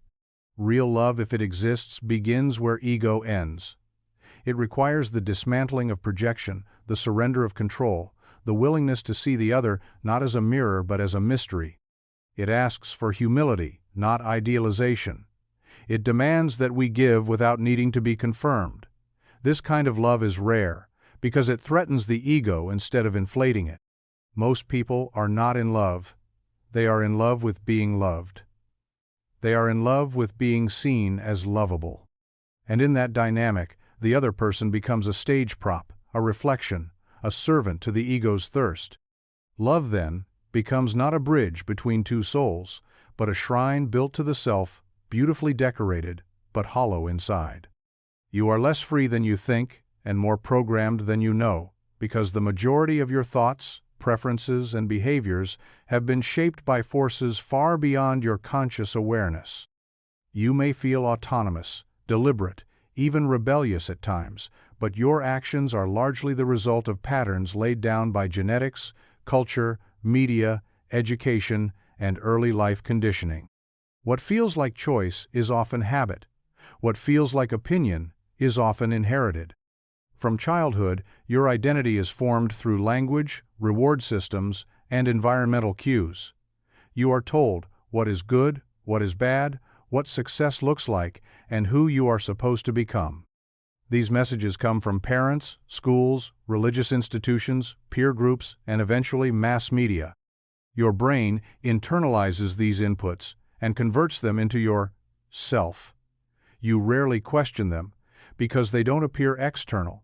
They appear as natural as you. Even your deepest beliefs are influenced by the context in which you live. If you had been born in a different century, in a different culture, speaking a different language, your values, worldview, and personality would be drastically different. You are a product of your time and place.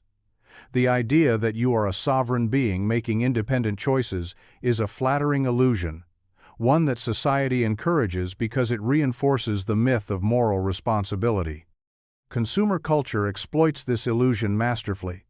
You are bombarded with advertising that appeals to desires you didn't create and anxieties you didn't notice until someone sold you a solution. You believe you're choosing between brands, lifestyles, or aesthetics, but the choices are curated. You're not shopping, you're being guided, nudged, and steered, and you call it freedom. Social media adds another layer. Algorithms learn your preferences, reinforce them, and narrow your exposure. You are shown what you like not so you understand the world, but so you stay engaged. Your opinions harden. Your worldview shrinks. You mistake the repetition of familiar content for independent confirmation of truth. You feel free because your feet agrees with you, but it's been engineered to do just that. Even in rebellion, programming persists. Many who reject the mainstream merely adopt the counterculture's script. They dress differently, speak differently, but still act within a predetermined role. The rebel, too, is often performing just on a different stage. True freedom would require original thought, and original thought requires effort, solitude, and the courage to be disliked, conditions that most avoid. To admit that you are more programmed than you know is not to despair. It's the beginning of awareness. It allows you to interrogate your habits, examine your beliefs, and notice the invisible scripts you follow. Freedom isn't about doing whatever you want. It's about understanding why you want it. And until you do that, you are not free. You are a machine, reacting to inputs you never chose, living a life that was chosen for you, thinking it was your own. Enlightenment often means shedding illusions, not gaining wisdom, because what we call wisdom is frequently a collection of comforting stories, beliefs about the self, the world, and others that help us function but aren't necessarily true. The journey to enlightenment is not always about acquiring new truths. It's about letting go of false ones. It is a process of unlearning, stripping away the layers of inherited assumptions and psychological defenses until what remains is raw, ambiguous, and often uncomfortable. People usually imagine enlightenment as an accumulation of insights, techniques, teachings. They pursue it like a goal, a mountaintop of understanding to be reached by collecting enough sacred knowledge. But real enlightenment, as described by mystics and philosophers across cultures, is more like demolition. It's the collapse of certainty, the disappearance of the ego, the death of illusion. What's left isn't always peace sometimes, it's silence. Most illusions are deeply rooted. We believe we are stable selves, that our thoughts are our own, that reality is structured according to the categories we've been taught. We think in binaries: good and evil, success and failure, identity and otherness. These constructs give coherence to our experience, but they are just that, constructs. Enlightenment challenges these categories. It reveals the artificial boundaries between self and other, mind and body, thought and emotion. Even the spiritual path itself becomes an illusion. The seeker builds an identity around the search, meditating, reading, discussing, trying to become enlightened. But the very act of seeking presupposes a lack. It is the ego's final trick, trying to dissolve itself through effort, when in reality it must be seen through and released. The more one grasps for enlightenment, the more it retreats. Shedding illusions means confronting difficult truths. That life has no inherent meaning. That control is largely an illusion. That the self you defend doesn't really exist in the way you believe. These realizations aren't always blissful. They can be disorienting, even terrifying. But they are necessary. Because as long as you cling to false stories, you live in a dream, a pleasant one perhaps, but a dream nonetheless. Letting go is not passive. It requires attention, courage, and honesty. It demands that you sit with discomfort instead of escaping it, that you watch your mind without believing everything it says, that you stop performing your role and start observing it. Enlightenment doesn't give you new answers, it takes away your old ones. It doesn't make you special, it makes you empty. And in that emptiness, paradoxically, is freedom. Not the freedom to become something greater, but the freedom to be without need, without illusion, without the stories that have weighed you down. Enlightenment is not a treasure found, it is a burden dropped. The wisdom you gain is not new, it was always there, obscured by everything you thought you knew. Punishment is more about social performance than justice, because it functions less to restore balance or correct wrongdoing, and more to signal values, reinforce norms, and display power. In any society, the spectacle of punishment is a ritual, a show put on for the community. It serves to dramatize the boundaries of acceptable behavior and to reassure the public that order is being maintained. The actual rehabilitation or suffering of the punished is secondary to the message being sent. Foucault's analysis of punishment showed how modern systems shifted from physical torture to psychological and bureaucratic control, but the theatrical element remained. In medieval times, executions were public displays meant to terrify and awe. Today, the courtroom, the mugshot, the headline, and the sentencing fulfill the same function. Punishment must be seen to be believed. The community watches not to learn, but to judge, to distance itself from the deviant, and to participate in moral cleansing. Justice systems claim impartiality, but in practice, they are shaped by cultural narratives, media framing, and political pressure. A crime becomes more than an act, it becomes a symbol. Punishment becomes a way for society to express outrage, fear, or moral superiority. The offender is not just a person who broke a rule, they are cast as an archetype. The monster, the coward, the traitor, and the harsher the punishment, the stronger the collective reassurance. Social media has intensified this performance. Public shaming, cancel culture, and digital mob justice have become new arenas for punishment. A person's misstep, once private or minor, can now become a global spectacle. The punishment is not about reform, it's about signaling allegiance to the right values. People demand apologies, firings, or deplatformings, not for justice, but for catharsis. Punishment becomes a form of entertainment, a ritual sacrifice to satisfy collective emotion. Even in traditional justice systems, disparities reveal the performative nature of punishment. The poor are punished more harshly than the rich. Minorities more than majorities. High-profile cases are treated differently from ordinary ones. This is not justice as fairness, this is justice as drama. The system must appear to work. It must perform its role convincingly, even if it fails in substance. Punishment also reinforces power hierarchies. It reminds the public who is in charge. The prison, the badge, the gavel, these are symbols. They communicate authority, not morality.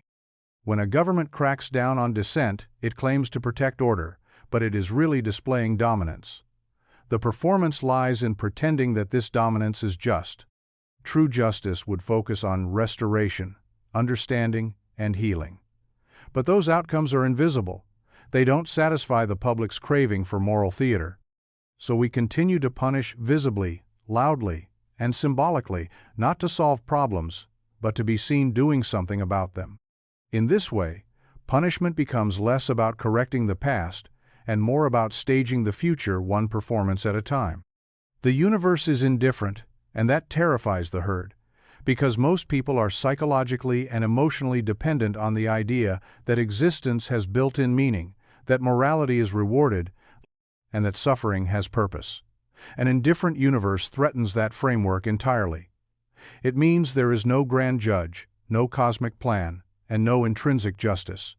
Stars explode. Children die. Tyrants thrive. Rain falls on the just and the unjust alike. And not because of karma, but because weather systems don't care about your ethics. This indifference is not just unsettling, it is existentially destabilizing.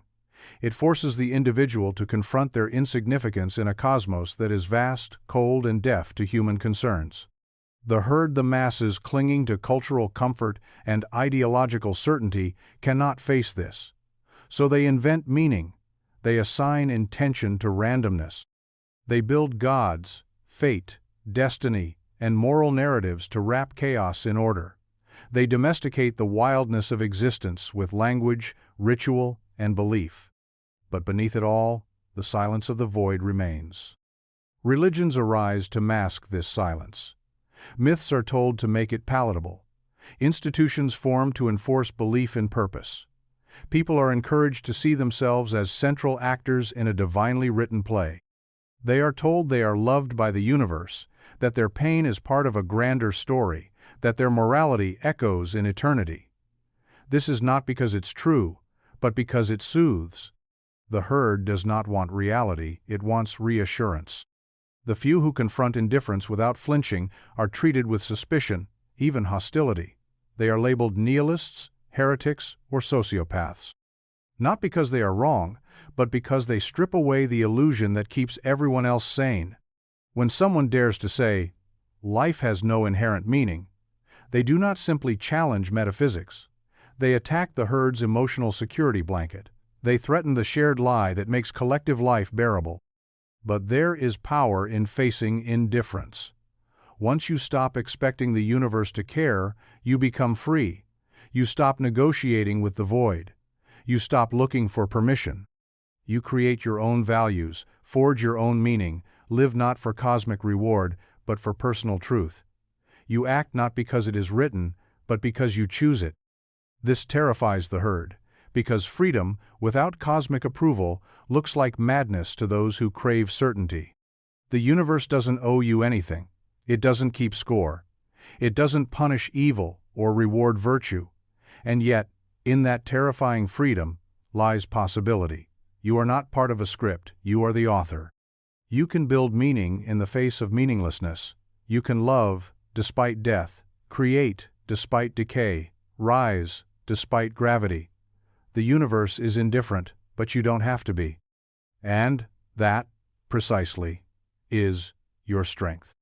Your desire to help others may be a mask for control, because what appears to be compassion is often rooted in the ego's need to dominate, direct, and define the lives of others. Helping feels good not only because it provides aid, but because it affirms our superiority. The helper becomes the hero. The helped becomes the passive subject. And beneath this dynamic, control hides comfortably behind kindness. Altruism has a dark side. It allows one to impose without seeming authoritarian. When you offer help, you're not just giving, you're entering a power relationship. You become the one who knows what is best. You decide what the other needs. Even if your intentions are sincere, the structure of the act places you above. You're not asking, "What do you need?" You're often saying, "Here's what I've decided you need." And in doing so, you erase their agency. This is particularly evident in institutions like charities, governments, and NGOs. They often present themselves as saviors, but operate on assumptions shaped by their own worldview. They impose solutions without listening to the communities they serve. They dictate standards of living, education, and morality. The language is gentle empowerment, support, uplift, but the effect is paternalistic. Help becomes a method of managing behavior, directing development, and reinforcing ideological control. Even in personal relationships, helping can become a tool of domination. Parents help their adult children by making decisions for them. Partners help each other by controlling behavior in the name of concern. Friends help by offering advice that subtly belittles. These actions may be cloaked in care, but they are often driven by the desire to feel needed, important, superior. The more helpless the other appears, the more powerful the helper becomes. The ego loves to help because it masks dominance with virtue. The moral high ground is a comfortable place to control from. It allows one to feel righteous while directing others' lives. It invites praise while escaping scrutiny. After all, who would dare criticize someone who is just trying to help? This isn't a call to cynicism. Genuine care exists, but it must be approached with humility. Real help listens first. It asks, "Do you want my help?" Not, "Here's what I'm going to do." It doesn't assume superiority, it seeks partnership. It doesn't derive identity from being the fixer, it respects the dignity of those being helped, even if it means stepping back. To examine your motives is not to invalidate your compassion, it is to refine it. The most dangerous forms of control are those that pretend not to be. When you recognize how easily helping becomes power, you become capable of a different kind of care, one rooted not in ego, but in respect, and that kind of help doesn't mask control, it dismantles it. Sainthood is often built on repression, not purity, because what appears to be moral elevation is frequently the result of a deep, disciplined denial of human impulses rather than the transcendence of them. Saints, as culture has historically constructed them, are those who seem to have conquered desire, who abstain, who submit, who resist. But this resistance is not always born of enlightenment. It is often born of fear, shame, or the need to conform to an ideal that has been culturally defined as holy. Religious traditions, especially those with strong ascetic leanings, have long praised those who deny the flesh: the virgin, the celibate monk, the fasting hermit. The less pleasure they indulge in, the holier they appear. But this isn't necessarily because they are free of desire. More often, it's because they've turned their lives into battlegrounds where desire is constantly suppressed. Their sainthood becomes a performance of control, not an embodiment of serenity. This repression is not harmless. What is pushed down does not disappear. It festers, mutates, and often re-emerges in hidden or destructive ways. History is full of saints, mystics, and spiritual leaders who preached purity while wrestling privately with the very impulses they condemned. Their sainthood was not a product of peace, but of internal war. And they were praised not for overcoming temptation, but for appearing to suffer virtuously under its weight. Modern psychology recognizes the cost of repression. Denied impulses often reappear as neuroses, projections, or even pathological behavior. The person who represses anger may become passive-aggressive. The one who represses sexuality may become judgmental or obsessive. Repression turns natural human experiences into shameful secrets, distorting self-perception and alienating the individual from their own body. Sainthood, when built on repression, also reinforces unrealistic moral standards. It sets up an ideal that most cannot live up to, then uses that failure to instill guilt and dependence.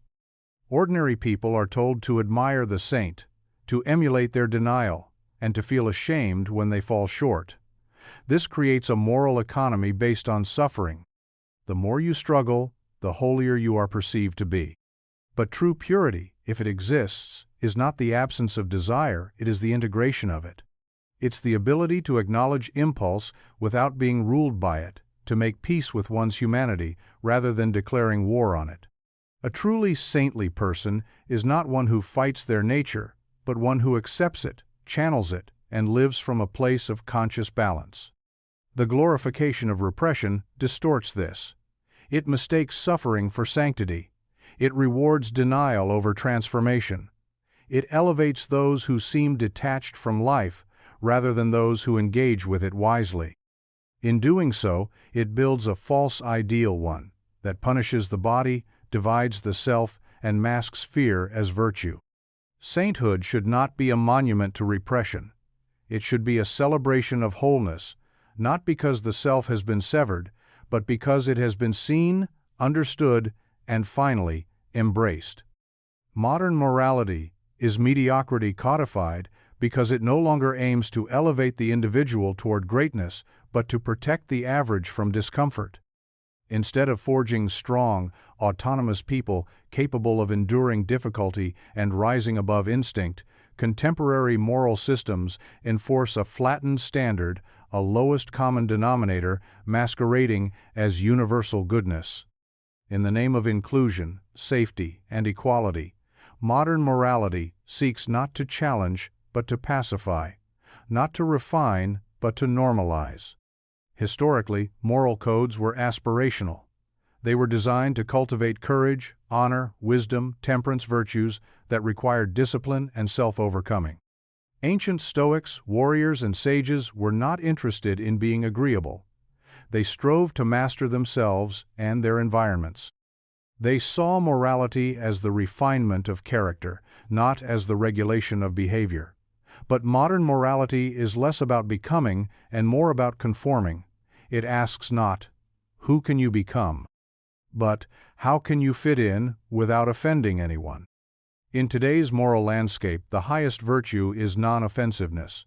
Moral standing is often measured not by what one builds or endures, but by how one avoids causing discomfort, especially in speech.